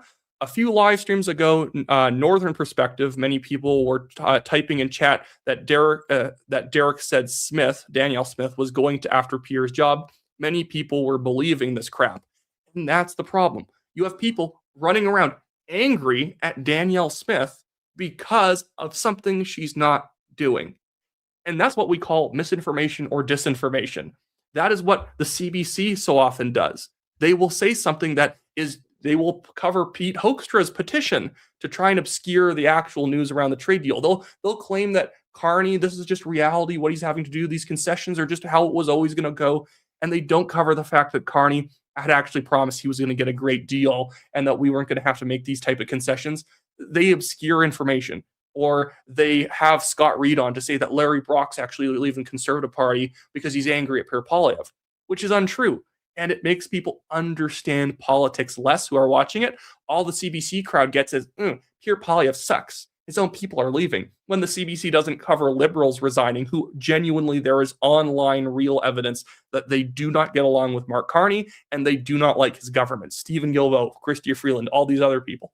Sometimes people just resign. Sometimes they resign because of an actual conflict with the leader. Sometimes it's because of self-interest. It could be any of the issues. It could even be a combination, technically, depending on what goes on. But when we end up having people just saying that, oh, Smith is, doing this or that, and it didn't happen, or attacking her based on just an absurd standard. Oh, why isn't the Alberta Provincial Police Force everywhere right now? Because that's not how things happen. Like, when a country, let's just say, when they first start their Air Force, what do you think, they have 20 planes next week? Or do you think they're going to start off with a couple that they acquire from other countries and they're going to build their Air Force out from there? Maybe a very odd example, but you get my point. When you start your provincial police, you don't just absorb all the RCMP into it and then try to figure out the logistics afterwards. You're going to start off with a small group and then you're going to absorb county level RCMP detachments. It's growing at a fine rate. I know cops. It's real. They're not just baiting people by pretending there's a police force. But you are baiting people when you say that she hasn't done crap on the police force, when you don't understand how new institutions and departments grow over time. They don't just spring out of the ground, fully formed, ready to operate in every corner of the province. Myron for $2 says, Derek should call the Edmonton hate line. I know, I'm being very bullying here, apparently. Raptor Guy 86 for $5 says, becoming the 51st state is not feasible. Canada's geographical size is too large to be governed as a single state. yeah, a lot of that stuff wouldn't really work. And by the way, always the funny thing with people who would like want, let's just say Alberta to become the 51st state. I'm a conservative. I believe in conservatism. I think that America has a really good culture of conservatism. I really love Canada too, and I wish in a lot of ways we were more like them in terms of the conservative culture that they have. I'm not going to resent my country and run around like curmudgeonly about it, but I wouldn't want Alberta or any province to join the United States, because guess what you're going to have in the United States? 2 Democrat senators, because you're going to have all these resentful people mad at like the Trump Republicans and just vote Democrat. We'd be like a second Connecticut. Doesn't matter our oil and gas resources and how much rural area we have. It would just become Connecticut number 2 for like the next 2 decades. It would not work out very well. It's like why it would be so bad to have Washington, D.C. become a state or to have Puerto Rico become a state. It's not going to work out well. It's just going to be 2 Democrat senators from here until the end of time. That's why whenever they actually admit states, usually they admit 2 territories they know will probably go one and the other direction in terms of how they're going to vote on stuff. Raptor Guy 86 for $2 say, ever seen Scrappy Pat's Olivia Chow impression? Scrappy Pat's? I've never seen Scrappy Pat's Olivia Chow impression. I've seen Ben Bankas's Olivia Chow impression, of course. That's a good one. Oh, Rusty 42790. I know that we all just have random usernames here with random numbers, but I feel like there's a respect in saying the full number. Rusty says for $2.79, great channel, Wyatt. Well, thank you for supporting. That's always great. John here says, no, I should be able to carry a knife if I want, Wyatt. Well, in terms of into a private business where you're holding a giant combat knife, that's the thing that people had a problem with that Sikh Kalistani guy at the Good Life Fitness. I'm not against, I'd be in favor of open carry for handguns and whatnot, as long as you're, licensed and you don't have a criminal record and all that. That's what I would be in favor of. The whole point, though, is he's in a Good Life Fitness and feels entitled around other people working out to have this like big saber on his chest. And other people are obviously not allowed to do that. And he was getting away with it probably because previous people were uncomfortable telling the Sikh guy, hey, I don't care if you call it a kirpan and it's a religious symbol. Please relieve the religious symbol in your gym locker. That's the only reason he probably got away with it for so long. Marcelio 13 for $6.99. Thank you, Marcelio. Thoughts on most recent Lib MP resignation with evidence that he's been traveling regularly to China? So I'm not sure if it's exactly a CCP connection and that's why he's resigning and he's faking the injury. Maybe he actually is injured and the car accident he was apparently in last year is genuinely limiting him.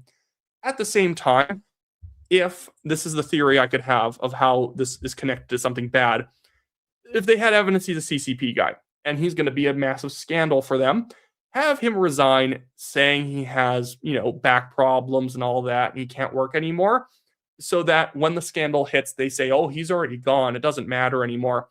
It could just be the injury thing. His trips to China are sketchy because they're so propaganda laden. He went so many times and I don't know what for. And again, Andy Lee had claimed that he was there posting when he was supposed to be voting, and you're not allowed to be voting outside of the country of Canada. A lot of people want to get rid of the remote voting rules as well, that you shouldn't be able to sit at home just voting and never actually showing up to Parliament. I agree. It should be for limited circumstances. You can get speaker's permission to vote from home. Let's say you have cancer treatments and you want to recuperate in your own home and you're doing Parliament from at home and you get like a note from your doctor and the speaker lets you do it for a couple months. That would be fine. You shouldn't be able to just do it from the other side of the country and never go in and have no really good excuse. Sean Chen might have been trying to vote for from China, which would be illegal, which you are not allowed to do. That would break a lot of parliamentary rules. At the same time, I'm not sure if he did that or if he had simply posted those photos while he was back in Canada and he was working remotely. There's probably something there related to the CCP. Again, just everything he was doing felt like oddly coordinated. Like you look at the footage and it feels like United Front workers propaganda. The guy going there and signaling his support for Beijing. I don't think a Joe Tay would ever do that, to put it that way. I don't think a Kenny Chu would ever choose to do something like that. I don't think Kevin Vuong would go to China and be having ice cream and tickling people's bellies or whatever he was doing over there. Not that there's footage of that, but I'm just like, it's a little bit too warm with government officials from Beijing, and I think that should be a massive red flag in the next campaign when it comes to what conservatives highlight about liberal MP candidates. Joe Sukin says, Wyatt, do you think Pierre should at least start talking about social issues like immigration, gender ideology, and DEI? I feel like he's ignoring the social conservative voter base. I think you highlighted 3 that he actually does pretty well on. Immigration, especially with Michelle Rempel Garner. She's been doing a good job on that particular issue. Jamil Giovanni, he does a good job on it. Gender ideology and DEI, I don't think that you could ever... I don't think he's been ignoring those. The one I would say he's ignoring as a pro-life conservative is that we need more pro-life policy. Now, they do the anti-MAID stuff, but I think some softly pro-life, some soft, let's defund extreme late-term abortion, that's the way of getting more evangelical Christians and Catholics to be able to show up for your party in the next election. That's the thing. That's the bullet the conservatives need to eventually bite and understand that that is a big vote-getter issue. Because if you're not going to run on it, well, maybe those people's next issue is their pension and they vote liberal because they're in New Brunswick and the liberals in their minds are a reliable party for increasing their pension benefits.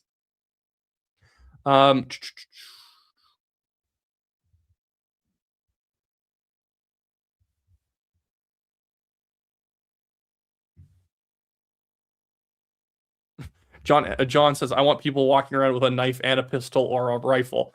Well, I don't necessarily disagree with you that people should be allowed to do that. Again, the problem with the Kerpan guy was that he's in a Good Life Fitness and it's a private company saying, hey, can you not do that? It's like, makes people uncomfortable to be like, it wasn't even like he was wearing a shirt and was like under the shirt. It was like just in full view because he's like peacocking around and had like some of the worst lifting form. Apparently a lot of gym rats had ever seen, because that's really what was going on. They're like the guy's there for social media updates and clicks and whatnot. Apparently his lifting posture was terrible. And I'm saying this obviously somebody who doesn't lift, but people who do are saying it was just like embarrassing to watch.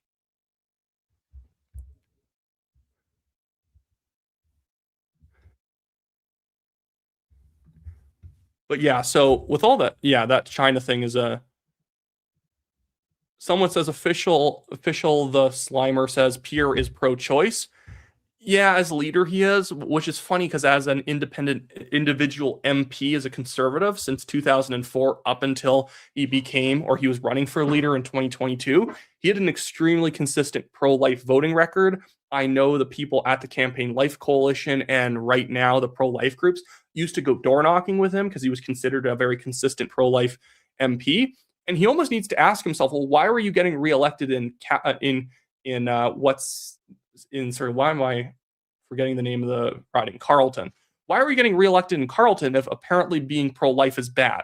Apparently it wasn't hurting him in Carleton having pro-life organizations endorse him and walk around door knocking for him, but he lost after he stopped being pro-life. Now, I'm not saying that's the root reason why he lost Carleton. I'm saying it wasn't affecting him negatively before.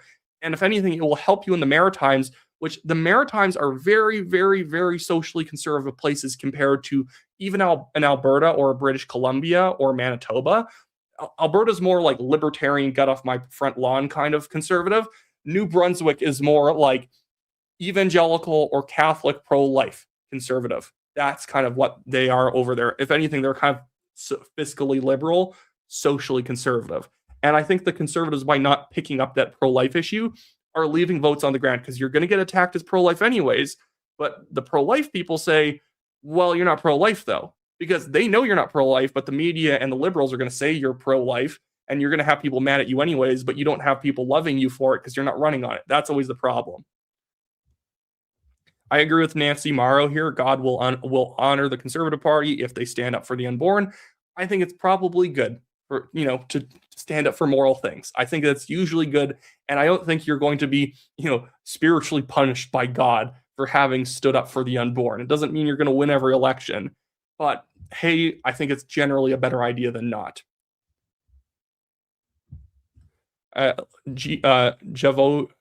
Javongan says, you mean like late term, like Massachusetts.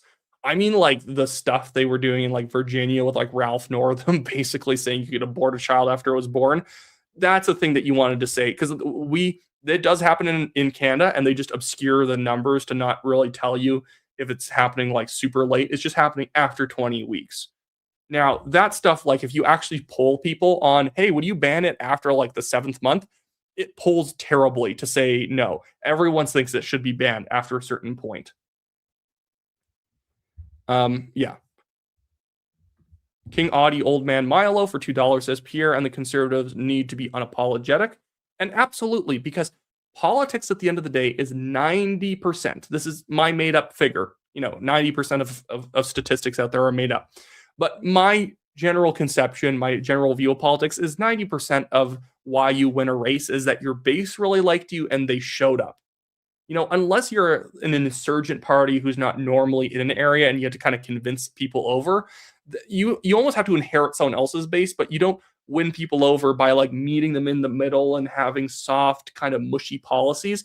You win people over by connecting with something they're really passionate about and having a strong stance on it. You don't win by like kind of like soft shoeing around the issues and saying, well, I'm gonna cut your taxes slightly more, or don't worry, I'm not gonna go too hard on that. I just want it moderated a little bit. Nobody really wants that. Chinese Canadian voters, or just Asian Canadians in general, I'm talking about like Korean, Japanese, Chinese, Filipino, very moderate voters in terms of their tone. They're not fiery people when it comes to their votes. At the same time, they're hyper tough on crime. Those people want to bring back public executions in terms of, I'm being silly, but they do not like drug dealers. They do not like the homeless encampments. They want it cleaned up and they just want it out of the way. They're not going to be there protesting with their signs saying, don't move that homeless encampment. That's mean. That's cruel. They'll be cheering for you to get rid of them. But they're moderate, quote unquote, voters. But the thing they care about passionately. That is what people need to realize, that if you run on big change, you get big voter turnout, because people turn out for big change. People don't turn out for slight change. That's pathetic. There you go. Acute Little Mint 8035 says, I'm Asian. Our concerns are security and affordability. There you go. We have the Asian voter in the chat, the most generic Asian voter in the chat.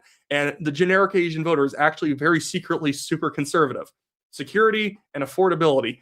Cut taxes and get the creeps off the street. That's how you win those people. Get the addicts off the street, force them into involuntary care. That's how you win them. That's what you should be doing. Mint here says, it's very simple. That's why don't focus on religion. It's just taxes, drugs, and security. That's it. Now, you can say don't focus on religion, which I would say that being pro-life is not strictly religious. It's more of just a social issue that some people care about. But the thing is that you might not care about that. But if I run on being slightly pro-life and you're a very tough on crime, affordability voter, if I'm running tough on crime and pro-affordability, I want to cut taxes 20% across the board, are you then going to get to the ballot box and say, but I'm not voting for him because he's pro-life and I don't care about that issue? No, you're going to vote for me because I checked the boxes on the things that you cared about. The problem is when the party gets scared to check those boxes. You know what I mean? Like they don't, oh, well, if we do that, someone might criticize us. Who cares? You're trying to get the people who care about that issue out. Who cares if someone who didn't like you on that issue before is going to complain about it? That person's still probably going to show up even if they complain, if you're really good on the one issue that they care about. I'm trying to go back a little bit. Mint says, but don't go full on religion. It's all about money, purely fiscal. Now, I think fiscal issues is always going to be the big keystone issue for for a large portion of the public. But when you're cobbling together your team, you need to take strong stances on some issues that may seem niche. And you're like, well, only 2% of the public cares about that. But you need that 2% in order to get over the hump in many of these ridings. People can say, well, we already have evangelical Christians votes. Okay, but now let's focus on their turnout. If we're winning evangelicals, 85% of them are voting conservative. What happens if only 65% of them are showing up? Because there's a certain faction, and I know tons of people like this, and I frankly, they're not wrong when they say that, well, I'd vote conservative, but they're not really pro-life, so I don't feel motivated.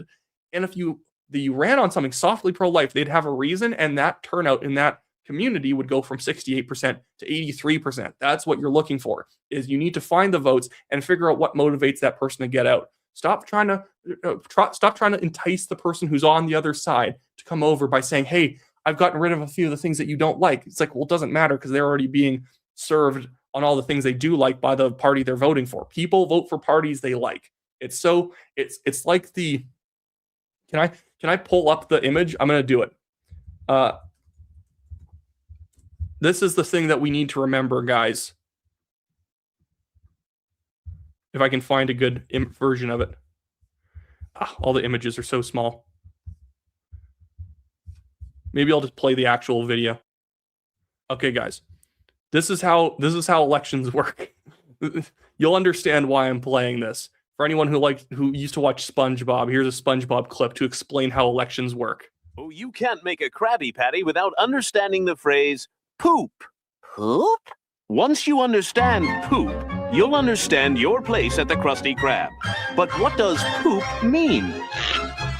It's actually a carefully organized code. Watch closely. People order our patties. Ah, poop. Yes, guys, it's called people vote for our policies.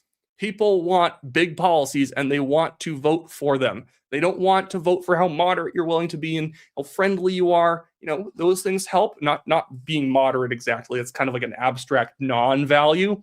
But people like you're friendly at the door and that you're energetic and you're entertaining, you're funny. At the end of the day, are you running on a big tax cut? If you're not, well, liberals don't vote for. The reason why Carney can get away with a 1% tax cut is his tax plan, because most liberals don't vote for taxes. They vote for other things.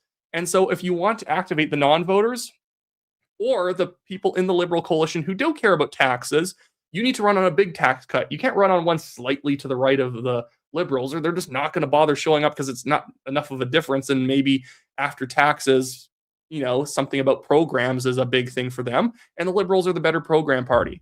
But if you make your tax plan way better, that person's going to say, okay, I don't care about programs, so I'm going to go for that. That's the problem we constantly have, is that when you don't run on something big enough, you end up kind of chasing away voters who are only going to show up if it feels substantial enough. You're driving home at night as a plumber who's been working all day and it's 6 p.m., 7 p.m. There's only an hour and a half left to vote. Are you pulling the car over for a 1% tax cut? Probably not. You're tired. If you're pulling over for a 20% rate cut on not only your individual income taxes on all brackets and your corporate taxes, and we're done to take the GST down by a point, you might pull over the car and vote.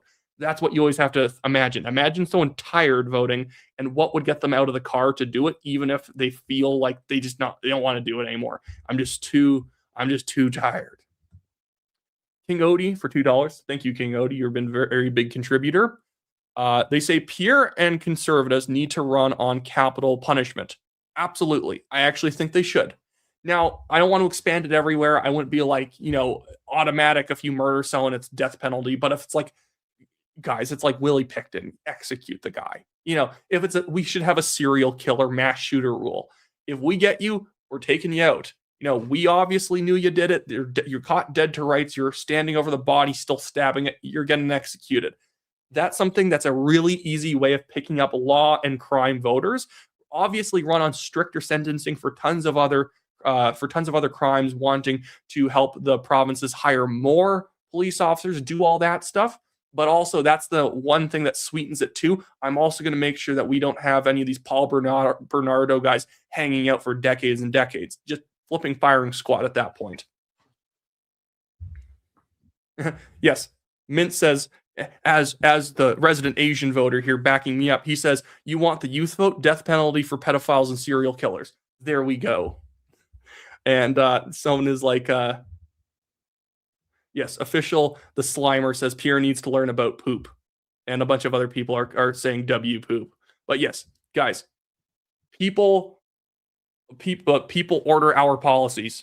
People want to vote for your big policies. They are not here to vote for your charm, and they're not here to vote for how moderate you can seem in public and how many parades that you can go to. Nobody cares. That is supplemental at best if you happen to have people in the area that care about that. If someone's voting for something, they're voting for something big. Nobody goes out for dinner and orders a small salad and then goes home. You order something big or you're not going through the door. People order our patties. People order our policies. I wish I could come up with a better version of this, but you get my point. Someone saying something about, maybe having capital punishment for politicians. I don't know about that. You can sort that out yourself. Sheridan Forbes 34880 says zero capital gains taxes and reduce income taxes across the board. Now, zero capital gains might be a bit intense. Maybe you could move towards being a very low capital gains jurisdiction nationally. I think reducing capital gains taxes by even 20% would also help out.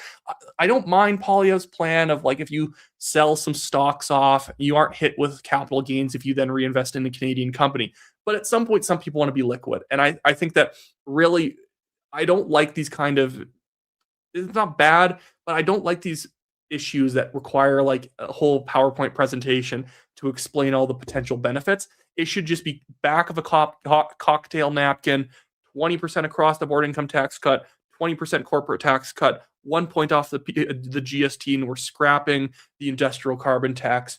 Done. And if everyone's like, how are you going to pay for it? Isn't that going to cause a deficit? The Liberals have already been causing a deficit. We first need to get the economy back on track, then we can balance the budget. First, we need to stop having people run away from the country because of how bad the taxes are. Then we can try and cut spending. And by the way, cutting taxes is a great way of cutting welfare spending because people don't need EI. People don't need welfare as much if people aren't having a hard time being able to keep a job because it's just hard for their employer to keep them employed because of the high costs. It fixes so many problems. Like 80% of problems in this world can be solved with that. King Odie says Pierre should definitely do the 20% tax cut across the board. And then he should campaign on it like everywhere across the country. That sounds like really weird. I would say that, like, of course he's going to campaign on it across the country. I mean, he should visually contrast himself with the kind of elitist feel of Mark Carney by, he sips his root beer, building up tension. He should visually contrast himself with Mark Carney, because Mark Carney has that mahogany meeting room up on the 35th floor of a Toronto skyscraper. He has that kind of feel to him aesthetically, the way his tone is. Poilievre should go in the other direction.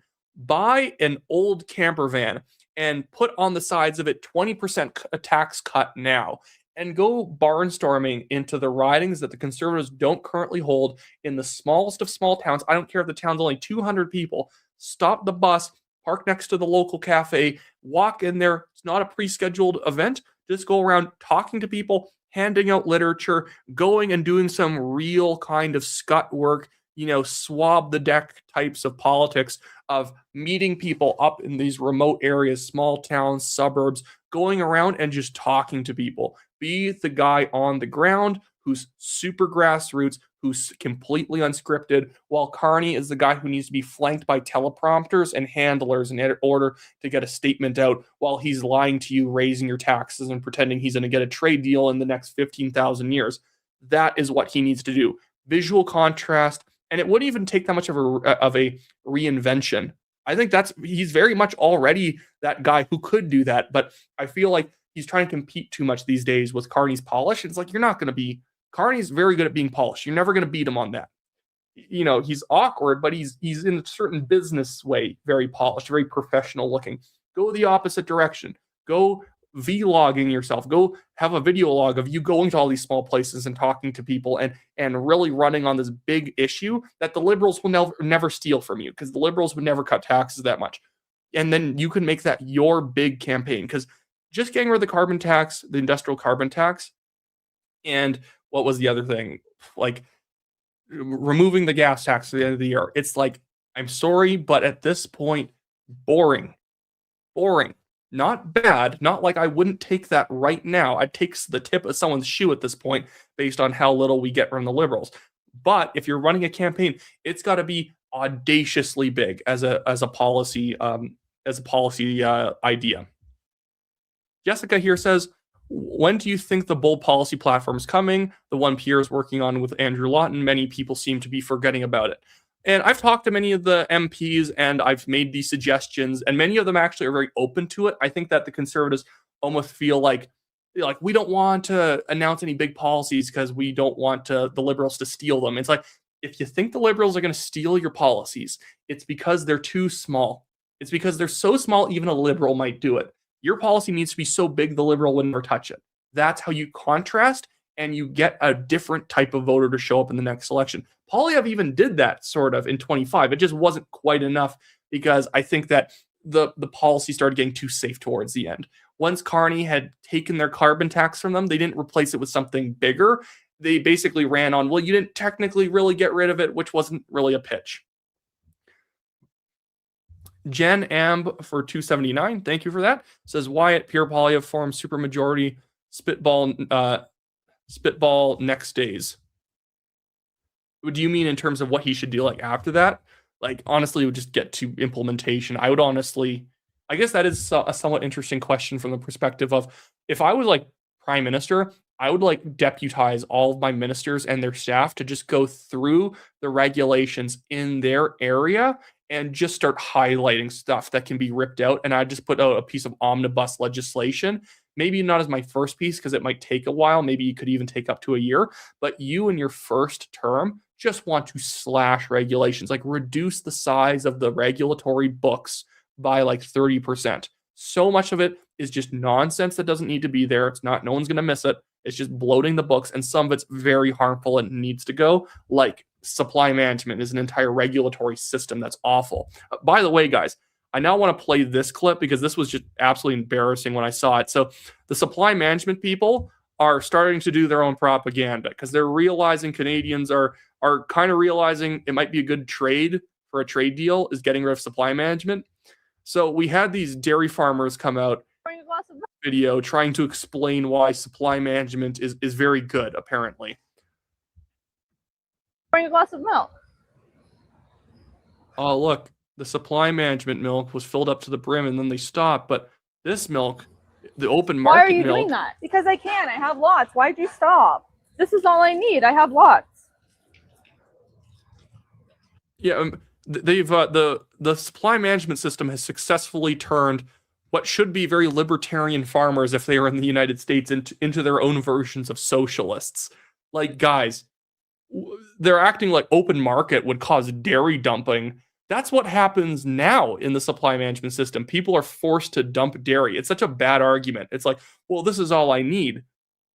The Canadian family making less than $70,000 a year in their household pay like 1.5% of their entire income just paying for the increased costs that supply management adds to their groceries. Not the groceries themselves are 1.5%, not just the eggs and dairy and cheese and chicken are 1.5% household income. No, the additional cost of supply management on top of those products' base cost is 1.5% of their household income.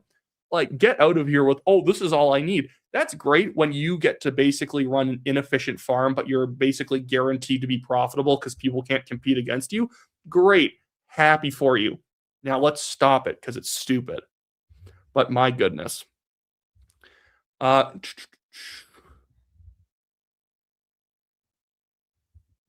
Moose is doing great work, and I hope he gets some benefit from it someday. Well, definitely. Well, he's probably benefiting right now. Like, based on his YouTube views, that guy probably lives decently well, and he works hard, so that's not even like he does well, so don't feel good, bad for him ever. You know, I'm saying that that guy does really well. He should be congratulated for having been doing so well. But yeah, that was such a waste of time.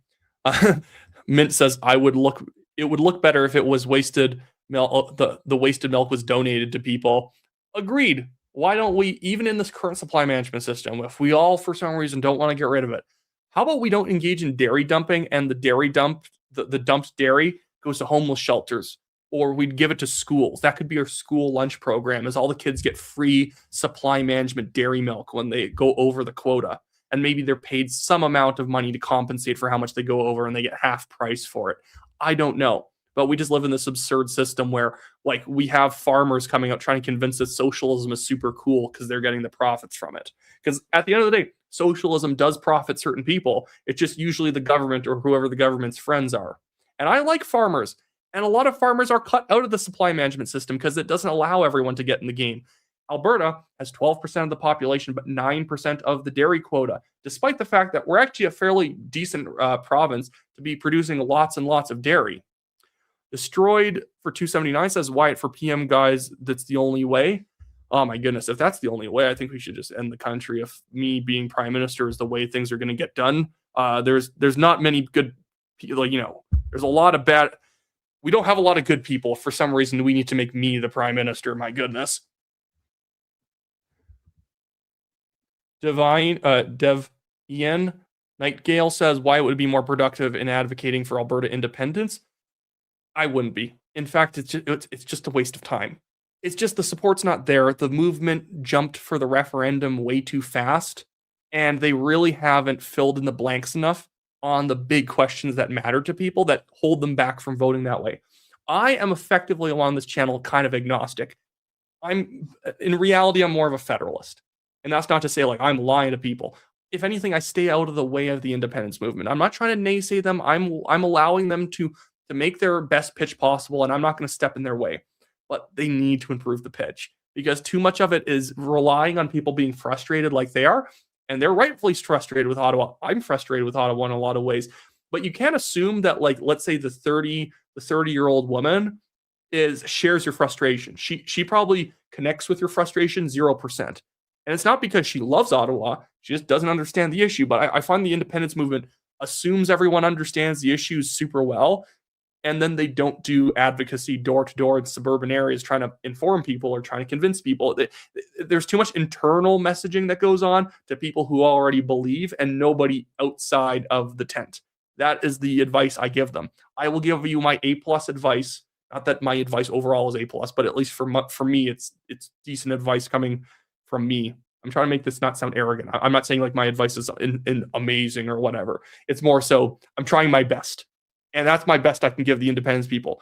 Figure out how to win a suburban area, and then you can be on your way. But I don't think they were interested, the leaders, in that. The rank and file independence people probably are. People like Jeff Rath don't really seem interested, in my opinion. Many of the other guys like putting up signs in rural areas because it looks good, because there's a decent amount of independent support out there. You get to the city, and I'm driving around my riding in the most blue provincial riding in Calgary West, and there's really nothing.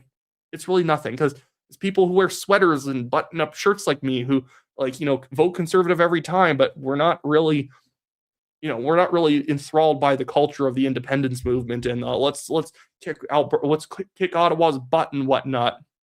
Especially because the costs haven't been added up for why it would be better. You can't just say equalization. You have to say why having our own ambassadors and consulates and our own currency production and our own military and our own border security for all four sides of the province as its own country would still be better than the equalization. Like those costs would be lower. You get my point? Like that's what they need to answer. And I'm not even saying it's a bad idea. I'm not saying like, oh, it's a stupid idea for stupid people. Very good ideas are in the movement, but they then have to answer the unknown questions that people have, and they wonder how that would work, or would this all fall apart, or would this be a disaster if it happened? You have to be able to elucidate those for people, or else they're going to say no, because no one votes for massive change when there's a lot of what you would call imponderables. There's a lot of question marks everywhere. Jessica for 279 says, did you see the funniest lake names in Canada?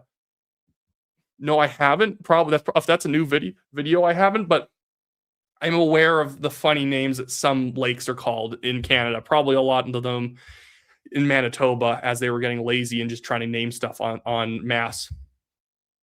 Ayal9631 for $10. Thank you, Ayal. Says, Wyatt, you should be Polia's advisor. I really wish he would listen to your suggestions. I think they somewhat listen, and they somewhat listen to other creators. And by the way, they somewhat listen to regular people who don't do politics all day, who send in suggestions. I would say Andrew Lawton is the current guy in charge of policy. He's in charge of platform development. Andrew Lawton is a great guy to be sending suggestions into. If you have a policy suggestion, send them in. I think it's great to think on these things for yourself as well, come up with your own unique ideas and send them in, because it might actually influence them. If they see people are sending them in bold suggestions for what they want on policy, they're going to think, oh, well, we definitely need to run on this because we keep getting like 7, 8, 10, 20 emails a day saying 20% tax cut, or I want to see this major reduction in capital gains, or I want to see this different policy on pro-life or guns or infrastructure or military or whatever. You get my point. Immigration, definitely. Yeah. Nothing personal says we don't need a federally run school lunch program. Absolutely. A very easy way of saving money. And if people's taxes are cut, no excuse not to be providing your own kids school lunch. If a local public school wants to pay for it themselves, they can do that. I don't really see what the point of it is. There's that, oh my goodness, there was that really stupid,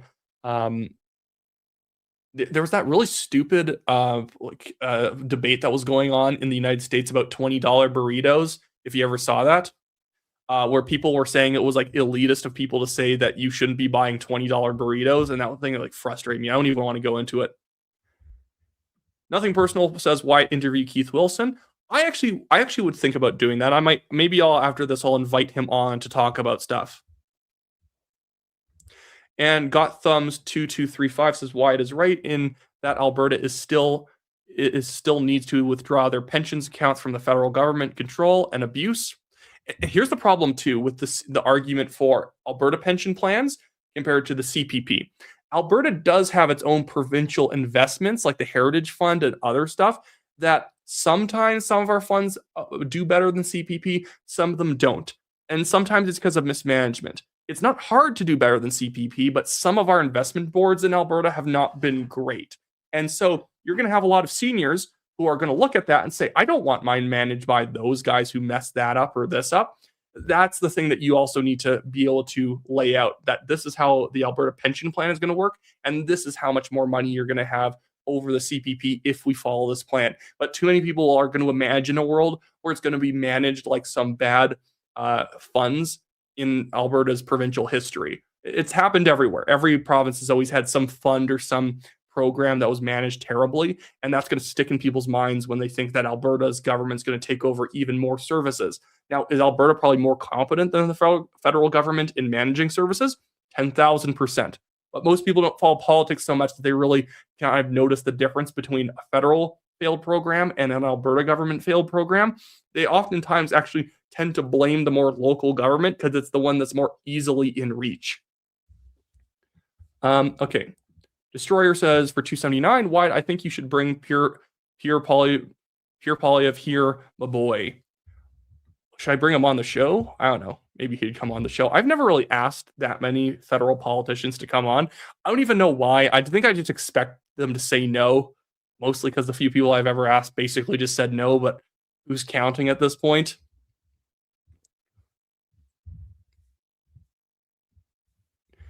One person said here, and I'm not trying to naysay this idea, but Devian says, yes, Wyatt, please debate Wilson on the independence question.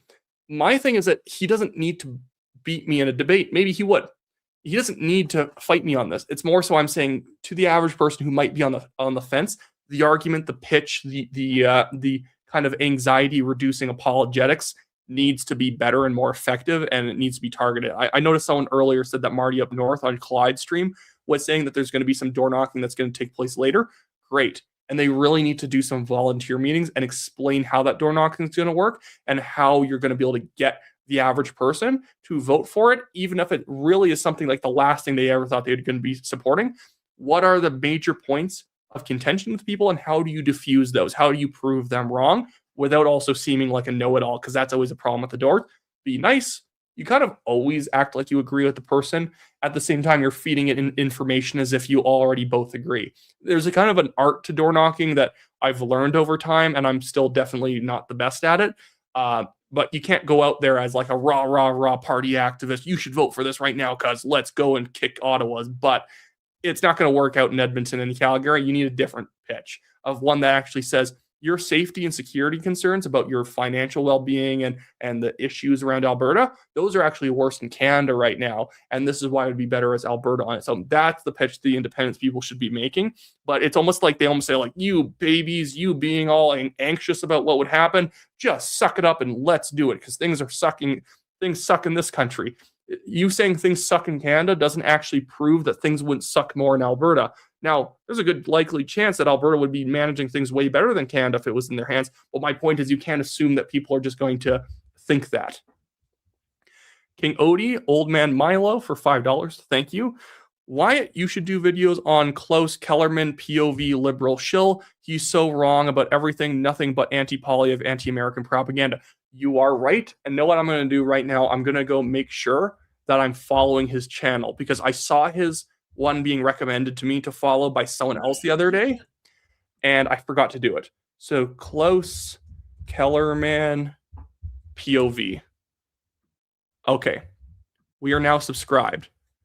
And I want to show you, I think he's one of those guys who like used to do like a car review channel or something not political, and he realized there's like money in politics, and now he just puts out like the most liberal slop content you could imagine. Like, this is what I would consider like, this is the unacceptable fringe of the liberals. How Canada is winning the new trade war. No.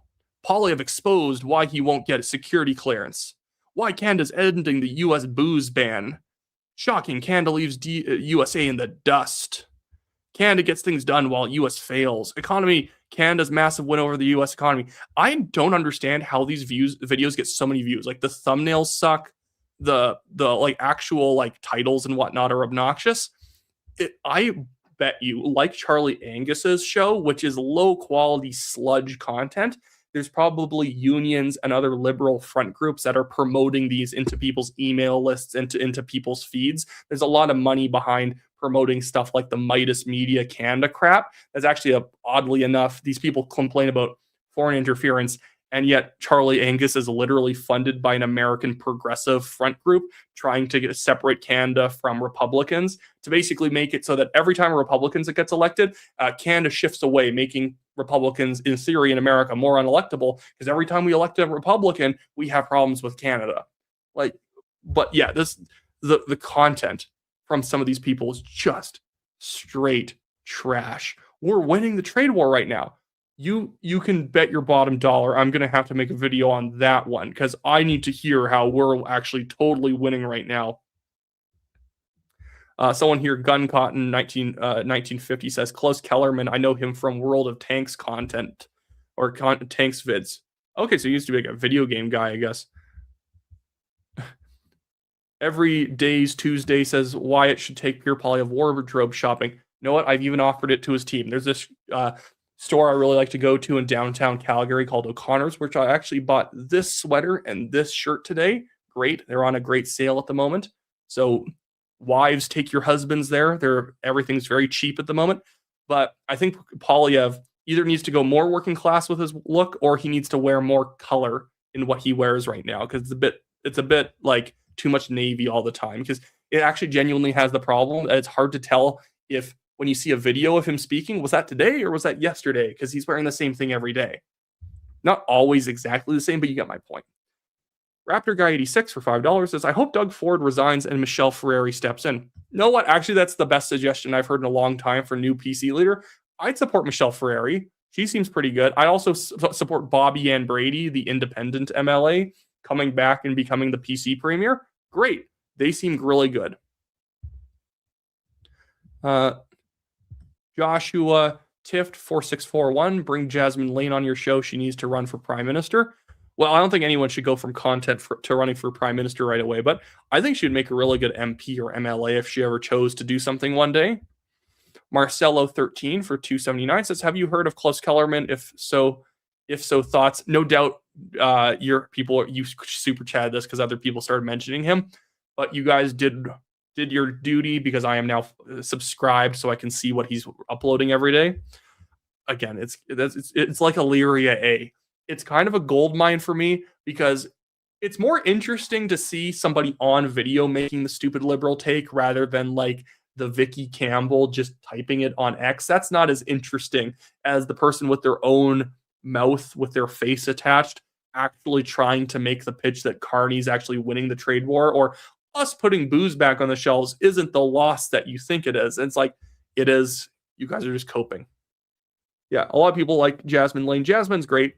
I always complain to her about how YouTube kicks me in the face, so hopefully she's never annoyed by that. Because YouTube just has a special need to kick me in the face. And I'm not saying like, oh my goodness, guys, fund my channel or I'm going to die. I'm fine. But it's just always annoying when you release a video and it's like limping out the gate. It's like YouTube forgot to actually turn the switch on to show people the video. So it's like barely leaving the gate. And then later on, sometimes YouTube realizes, oh, the video is actually doing pretty well in terms of click-through rate. Let's promote it. And it's like kind of too late and the video is not going to do that well because they kind of sacrificed the first hour of its distribution. But that's all a bunch of background stuff. Jessica says one lake is called Man Drowned Himself Lake. Now we need to look up where Man Drowned Himself Lake is.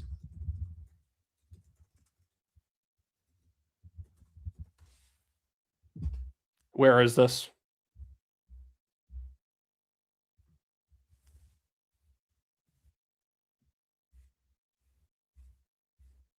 Huh. Okay. It's out in the Northwest Territories, and it's next to Lost Hill Lake. Is there any other funny lakes around here? Nah, it just turns into a bunch of other random names. But yeah, that's a real lake right there. Man Drowned Himself Lake. Right there. And it's like way up in the kind of like northern Northwest Territory. So that's a real thing that actually happened. So that's cool that you brought that to our attention, Jessica. And Snack Food 1 for $2.79 just says, thanks. Well, thank you for watching the show and thank you for your support. You don't even have to thank me. I'm not really doing much of anything. Dylan EDU, who actually is from Saskatchewan, so you guys should go probably subscribe to Dylan EDU. I'll make sure I link him because someone was mentioning that I don't do a lot of Saskatchewan content because I just don't. Like, I need to follow it more. I feel like your best chance of getting Saskatchewan content is Dylan EDU's channel. So link in the comments or link in the chat there if you guys want to check out Dylan EDU. He's had me on the channel once before. The nomination race is going pretty well. I've probably sold like 35, 40 memberships already, and I really haven't even officially announced other than mentioning it to you guys here and there. I have a plan to win back the riding of Calgary Curry. I don't think the party would have normally taken it as seriously. Not that like I'm running now, they take it seriously. But typically when the NDP won by more than 10 points, they're going to think that's a sideshow. That's an afterthought riding. I think any riding is winnable outside of the safest of safe ridings if you put in the hustle, if you campaign in unique ways and you're willing to go the distance with people at the doors and saying like, I don't care if I only hit 20 doors today. If I can speak to that guy for 20 minutes and flip his support, that's so much more valuable than me going door to door, only spending 30 seconds there and just confirming whether people support or don't support us. Because sometimes that IDing doesn't really do all that much. Yeah, it helps you kind of drive your vote out because you've ID'd them, you know what house they're at, you know to knock on it, make sure that they're going to vote, you know to call them. But what you really want is you want to flip people, because if you're flipping someone, you're taking stuff out of the one party's pocket and you're putting it in your own. So yeah. Some people say I like your style, so thank you that. Arctic Ian says, if Pierre Poilievre grows a beard, he could become Canadian Abraham Lincoln. Free Canadians from foreigners. I'm not sure how he'd look in a beard. I feel like he'd be a weird looking guy with a beard or a mustache. You should try a mustache. That'd be funny. He should have his mustache era. Okay, and then Jessica says, Keith blocked me because I asked him to address how the currency will work because I told him that he hasn't addressed this yet when he said he was. Yeah, and like I think Keith Wilson's actually a very professional speaker on behalf of independents, but if they're doing stuff like this, like, guys, stop. These are not people trying to throw a gotcha at you. They're helping you by asking you questions that you should have a really solid answer on. This is what we're going to do for currency. Because I've had some people just say, we'd keep using the Canadian dollar, or do we use the American dollar? I'm like, it's not that easy. You can't just do that. That takes a lot of logistics if they even let you do that. That's the problem you have here. Many of these things are doable but complicated. And when there's a lot of complicated stuff that people don't understand your answer for, they're not going to vote for independence. Aaron K5W says, oh no, you didn't just compare goofball liberal to fringe. It was apt. I think it was an apt comparison at the moment there. he's also saying things that are just not true. Carney's winning the trade war, and then Fringe is over there saying Danielle Smith is ending her career, or she's trying to steal Pierre Poilievre's leadership of the Conservative Party. I don't know. I thought Teal was nice too, so thank you, Nancy Morrow. Steph2P3N says, you should definitely do a live with Pierre, at the least an interview. Yeah, and I try and do it in a way where I'd love to ask him strategy questions. Nothing that is like too in the weeds where obviously the leader is not just going to like tell you their campaign strategy, but how do you cope with the fact that you have to engage with the legacy media, but they're not always, they're oftentimes trying to frame a story to get people to go to anti-conservative conclusions. How do you work with that? How do you combat that? That's the kind of things I'd want to ask. What do you think is going to be the big policy that you would run on in the next federal election? Or what do you think is the moment that people will actually start to turn away from Mark Carney? What do you think is the benchmarks people are looking for from him?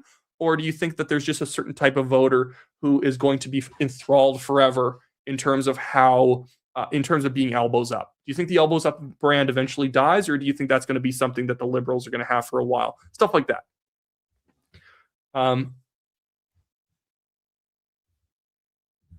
Third Tooth 4069 says, best threads in Edmonton, Eddie's Menswear, Wyatt would like them.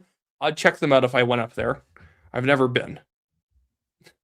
Take Pierre tie shopping for sure. I gave him a tie. I gave his team a light brown grenadier tie. A grenadier tie has that kind of like slight knitwork look to it. It's very textured.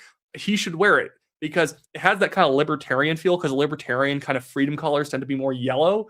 And he could have this like light brown tie and a navy suit, and it would look really good. Brown, especially light browns, really like to be paired with the color blue. Fashion tip of the day.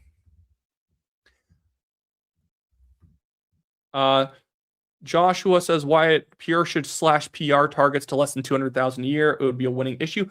Absolutely. I think PR, new permanent residence, should be lowered to like 100,000 a year or something like that. I would massively cut down on TFWs and just have and also much lower PRs. Bring back a point system, bring back a values test. All this stuff is a really solid idea, because we're already seeing the benefits from slightly reducing immigration, although Carney's kind of ramping it up again. We're already seeing rents go down and all this stuff, and Carney's trying his hardest not to actually let housing prices fall by bailing out condo developers. But that is honestly one of the major problems economically for a lot of people, is just when you pack too many people in the country all at once, supply and demand kicks in and everything has crazy demand, so everything has a crazy price. I want to mention this. When Nothing Personal says, Wyatt, when you shut on another YouTuber, I assume you mean like dump on another YouTuber, you don't make them look bad, you make yourself look bad. Take the high road. No, it's not taking the high road to say, well, Unacceptable Fringe is over there claiming Danielle Smith is doing things that she's not doing, making a certain faction of former UCP voters hate her illegitimately. That's not taking the high road. In fact, that's kind of being cowardly to say, well, they're also in the right-wing media space, so I'm not going to say anything about them. I've criticized some Juno News interviews when I thought they were kind of doing some PR flack for Jason Kenney. Not that I'm accusing Candace Malcolm and Kean Bexty of it, but like when Harrison Faulkner is having like Anthony Koch and Jason Kenney to come on to like dump on Pierre Poilievre or whatever and talk about how horrible the strategy is, Jason Kenney's trying to run for leader. And I thought that seemed like a very transparent attempt to try and rehabilitate him by Harrison Faulkner having him on, which I don't think it seemed like Kean Bexty liked that Harrison did that, because like by the next episode of Harrison's show, it was Mario Zelaya and Kean Bexty there basically dumping on what Jason Kenney said, because what he said was ridiculous. It was like this cowardly elbows up conservatism that we shouldn't criticize Carney because he's going up against the mean Americans. It was so pathetic, and it was just a jab at Pierre Poilievre of what Jason Kenney and Anthony Koch were saying there. But I'm never going to say like, well, that person's quote unquote on my side, ergo I'm not going to criticize them. It was the reason why so many people in the United States were too cowardly to call out Tucker Carlson and Candace Owens. They're trash. The content's trash. Tucker is basically a Marxist at this point, and I don't know what the heck Candace Owens believes in. I'm never going to go so petty where I'm like going to go like at these people like for who they are or whatever. I'm going at the content. The content's bad. I'm going to criticize it just as I would criticize Illyria A, just as I would criticize other liberals saying that actually Carney's winning the trade war. If you're lying to the audience, you will be called out. If one of these other big YouTube, if I start lying to the audience and saying actually Poilievre's really plus 10 points over the liberals based on this crappy Twitter poll I'm using that I'm not actually showing you, someone should slap me in the head because I'm just lying to you guys for clicks, saying because people like good news or people like super bad ragey news. That's what people like to engage in. Oh my goodness, there's a new independence announcement from Smith and President Trump. It's like, no, there isn't. And it would also Smith that just ended her career because she did this and she didn't. And it's like, that's toxic to the political environment when that starts being the content that's out there. When it starts being like deep portrayals and like, everything's just crazy heroics and crazy betrayals. Everything's, oh my goodness, shock gasp news when it's not true. If I ever started doing that, people should start crapping on me because it's not right. Anyways, Raptor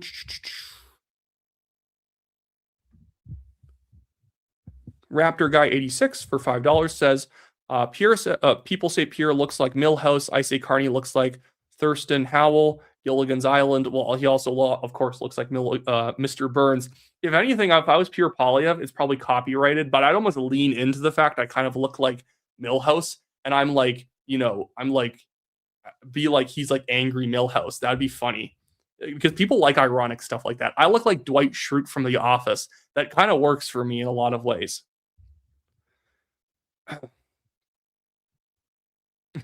Yeah, Mint points out that I need to. It's because you're not making the shocked face. Yeah, I should start just doing thumbnails where I'm just like on the side, like there's like non-news happening. I'm like, and it's like, guys, nothing happened. Some people do the face, but it's usually not too crazy. David Moose on the Loose is usually in his own thumbnails. He doesn't do too much with that, so it's usually fine. I never like when people do like the crazy AI thumbnails, and I've used some AI in thumbnails, but it's usually AI enhancements to real photos because I want a little more color contrast. I never understand like the ones where like, oh, I'm going to depict myself getting arrested by the police in a thumbnail. It's like, okay, I know people know it's AI and it's fake, but it's just so like, it's silly. I don't get it. And I think every YouTuber I know pretty much doesn't really use AI in any way. They kind of use it for little enhancements and not much.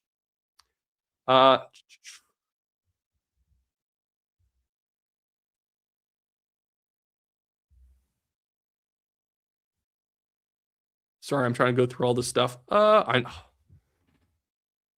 Dylan EDU said he'd promised to upload again soon. I'll drop his link in the description again if you guys want to go, or in the chat if you guys want his potential Saskatchewan content. Young guy making good videos. I think that guy does need some support there. What the heck? Michael Eep is giving me euros. It'd be funny if these aren't euros and they're like, like Georgian lari or like Russian rubles, and I didn't know what the symbol was. That'd actually be a really funny troll if it allowed you to ever give like a streamer or someone on like a stream or whatever, like you're just giving them like worthless currency, and it's like, oh, I got like 500 whatevers, and it's like literally like 2 cents or something like that. That would be a funny troll. But thank you, Michael Eep. What is the latest poll data from the BC provincial election? There's a poll that shows the Conservatives are leading by 8 points by 604 polling.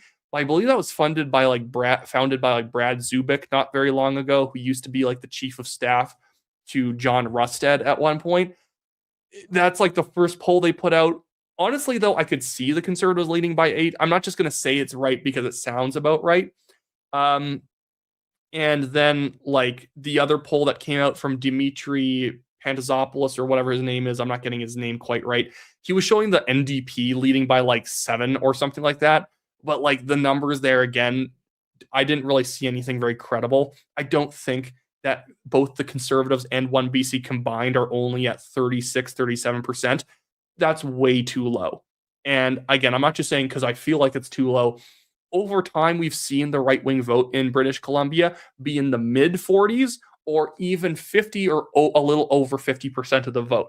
you're not going to suddenly see, despite the fact that the last news cycle has been awful for David Eby. David Eby has not been treated very well by the news cycles. In terms of rightfully, he's not been treated well by the news cycles. Terrible premier. That guy only has 31% approval rating, according to Angus Reid, and they did a very big provincial poll.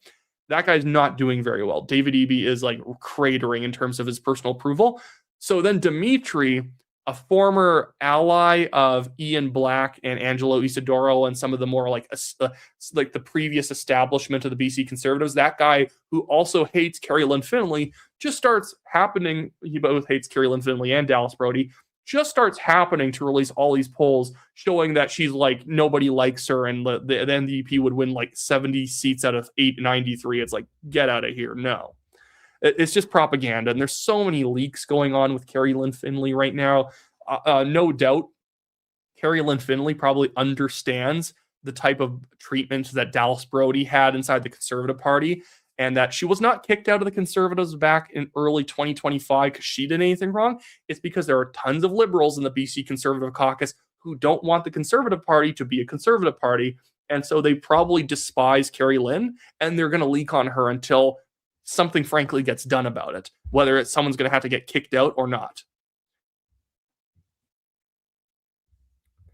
Gun Cotton 1950 says anti-Pierre Poilievre chatters are liberal 5-cent trolls. Well, there are some conservatives doing the anti-Poilievre chatter, but I'd categorize them as consultants. They are from the consultant class. They want to work for whoever is the next big leadership guy, because chaos gets a lot of these people money, because leadership races generate contracts. And right now, these people are on the outs, and they're mad about it.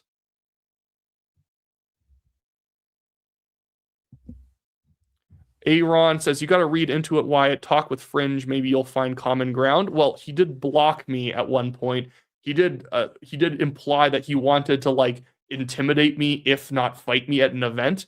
The guy, upon being said, hey, can you not do this or that, in terms of the content and the thumbnails and the titles, and accusing Daniel Smith of not doing things, has basically doubled down and claimed that, in fact, he needs to lie in his titles because that's how YouTube works. It's not. All the other bigger YouTubers don't do that. That, you know, they'll use clicky words in the titles. They use strong emotive words, but they're never saying the opposite of what happened. They're never claiming something happened when nothing happened. That's the problem there, is I feel, and again, it's hard to find common ground when the guy is openly telling his supporters that they should go to the UCP AGM in Calgary this November and vote Daniel Smith out as leader, to go oppose her and take over the board because she hasn't been friendly enough to the independence crowd. She has been. She's been very friendly, even if she's a federalist. That's where I can't have common ground with someone like that, because we don't actually have the same mission. And the thing is, because my mission is based on facts and evidence and principle, and his kind of isn't. He was not an independence guy like a year ago, or maybe he was, but he kind of just flipped on it. He used to be a big Poilievre supporter, and then he became a big independence guy. And after the independence movement, you'll see him pick up a different issue.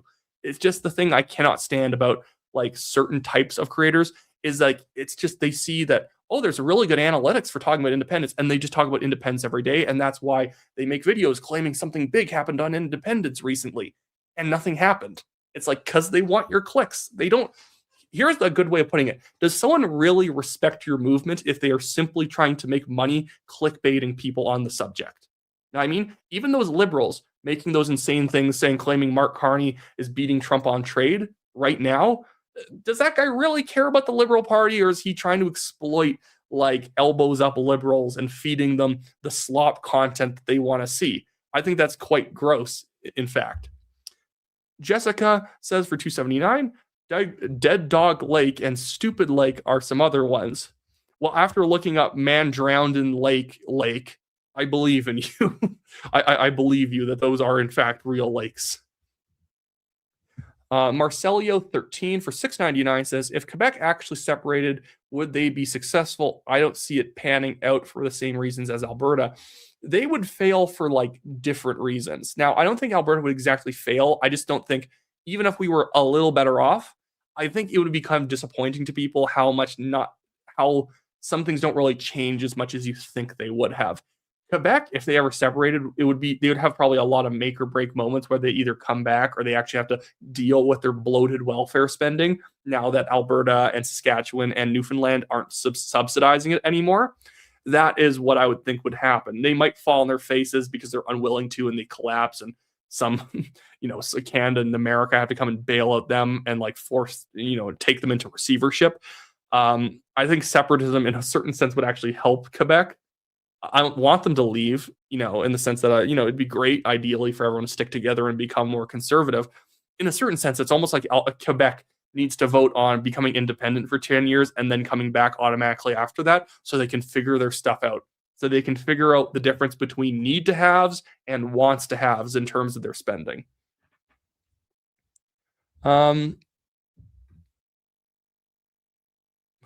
Stacy Ann Williams says, what independent commentary would you recommend for Ontario? You're great, but I would appreciate more about Ontario. Like, there's people who live in Ontario making videos. Who's really making good Ontario videos? Like, I don't think Northern Perspective really talks about the Ontario government much. Maybe Mark Petrone, honestly, on Juno News, I think he somewhat talks about Ontario. Project Ontario, that nonprofit group, probably does some good work. Honestly, the Canadian Taxpayers Federation tends to be the best critics of the current Ontario government, because like really the big thing is with the Ontario Conservatives, PCs, is that they spend like liberals.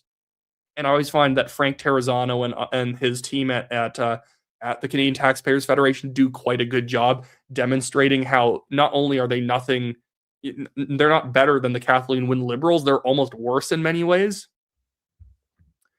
Lanceman is a fine member of Parliament. Yeah, I tend to like Lanceman.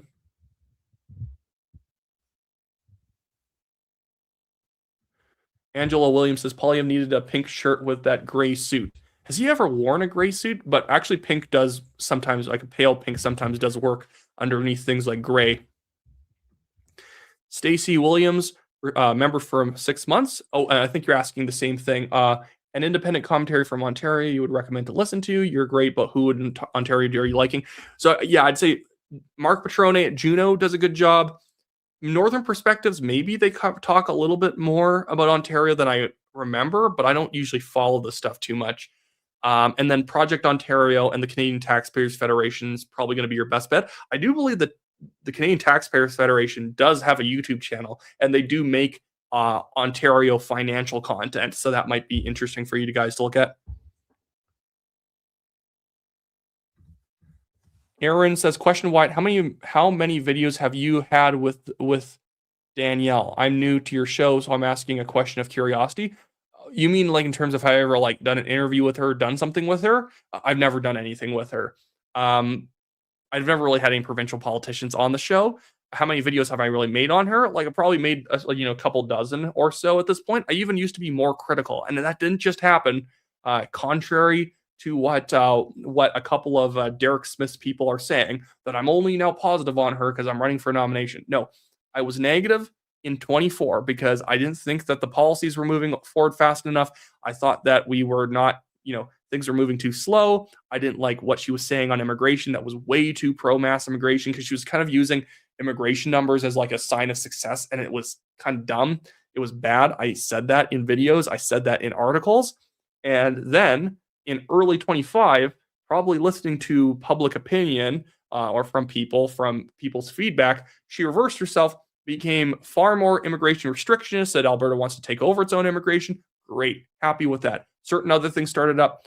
I was happy with that. So my content was always been very consistent. If I had a problem, I'd explain the problem. And then if that problem was resolved because the Smith government did a better job on it, I'm happy. Special and parental rights, did a very good job on that one. She's continuing to do a good job on it by honestly extending that win with more policy suggestions, banning political flags from schools. Some people report it as like it's a pride flag ban.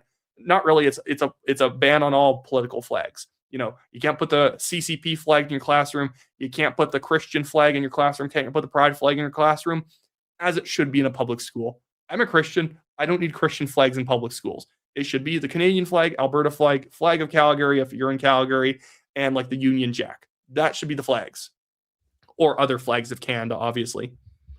Going through this. Thank you for the $5, Stacey Williams. I don't know if you meant to attach a comment to that, but you've been very, very generous. And Carlson, dad was CIA. Yeah, that is always funny that, in fact, Tucker Carlson's dad was from the CIA, which is always one of those things because he always has conspiracies about other people, but you can't make conspiracies about him.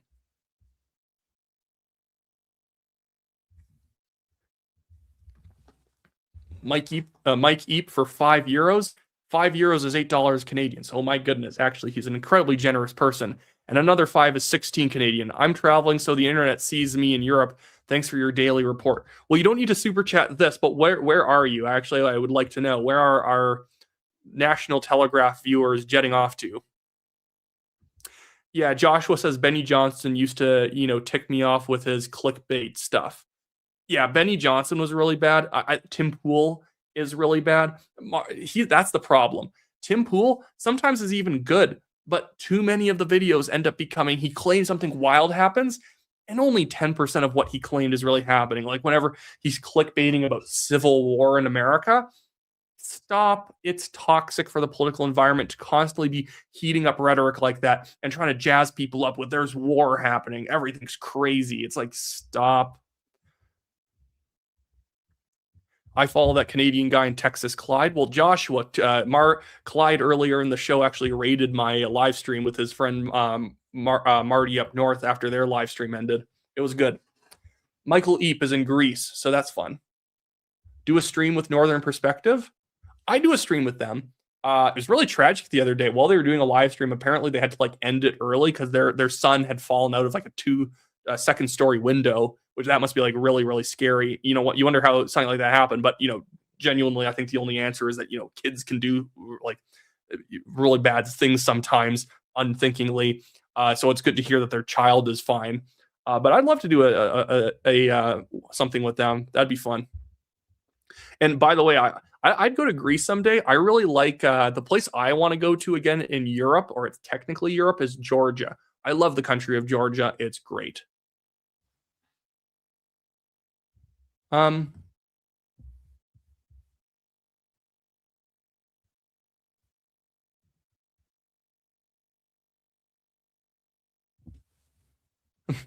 Danger Man 604. Wow, this is wild, Wyatt live stream. I come back on my next break at work and he's still going, haha, 24 hours of Wyatt Claypool. It's been 2.5 hours, so I do go for a while. Oh, Kareem Assad. There you go. Angela Williams to who was it before? It was Stacey Ann Williams. She was another Williams is coming in for the save because she is right. Kareem Assad has that really good thing she does on X, Protest Mania. She covers all the wild protests and about policies in Ontario. She's really good because she's truly completely neutral, and she just covers it that way. Yeah, Angela Williams and mentioning the son of Ryan and Tanya from Northern Perspective. Yeah, he does have autism, and so yeah, that's that was really tragic. So I wonder how that happened. Not in a prying way, but that's quite scary, obviously. Jen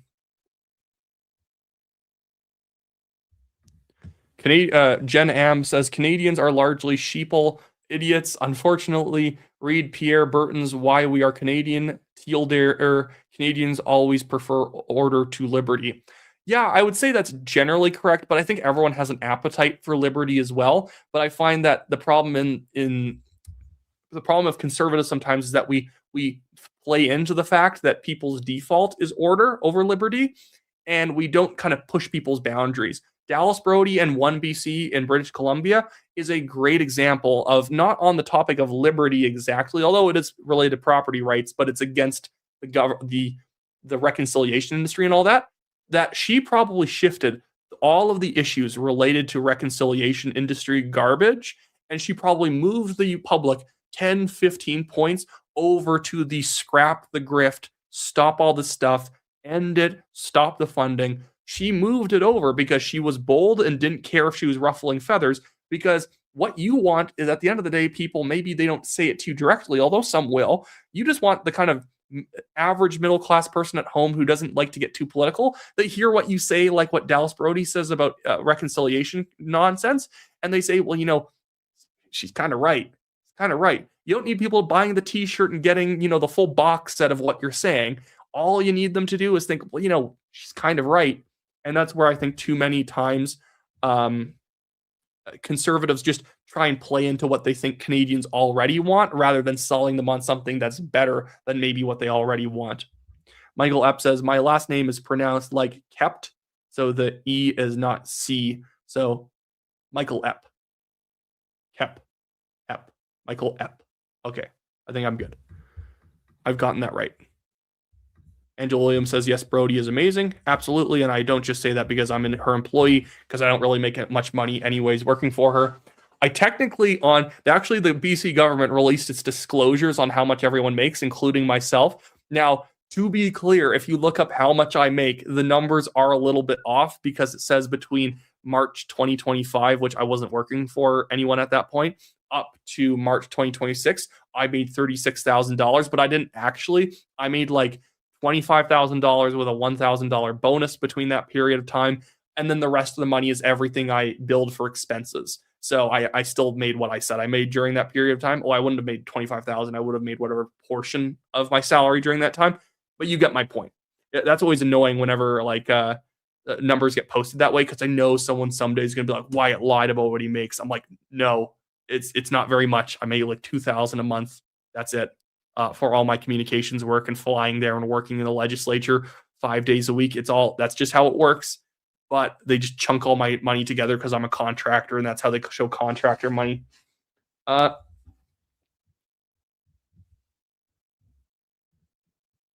Donald Smith here says, Wyatt, the fire's happening. What's your take on EB about that? Purely incompetent. Complete moron.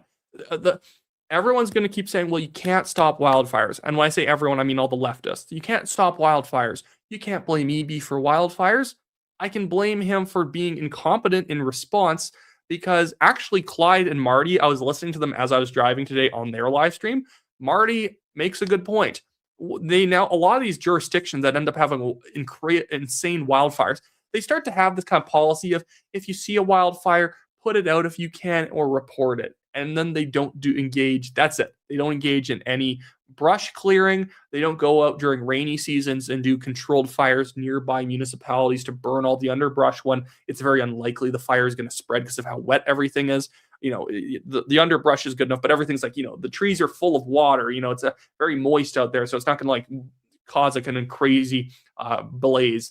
They should be doing that more. They should be allowing logging companies to cut channels through the forests, collect all the stuff up. We can even pay them a little bit if they do some forest management along the way, and replant trees. And we can have these nice areas of these fire breaks that cause fires to not move as quickly. Doesn't always help, but we don't do anything, and we act like, well, that's just how the cookie crumbles. Not in other jurisdictions. They still have fires, but not nearly as bad. It's like when Stephen Guilbeault, remember when he defunded forest management, and then we had the Jasper fire almost burn down the entire town of Jasper? And they're like, well, it's climate change.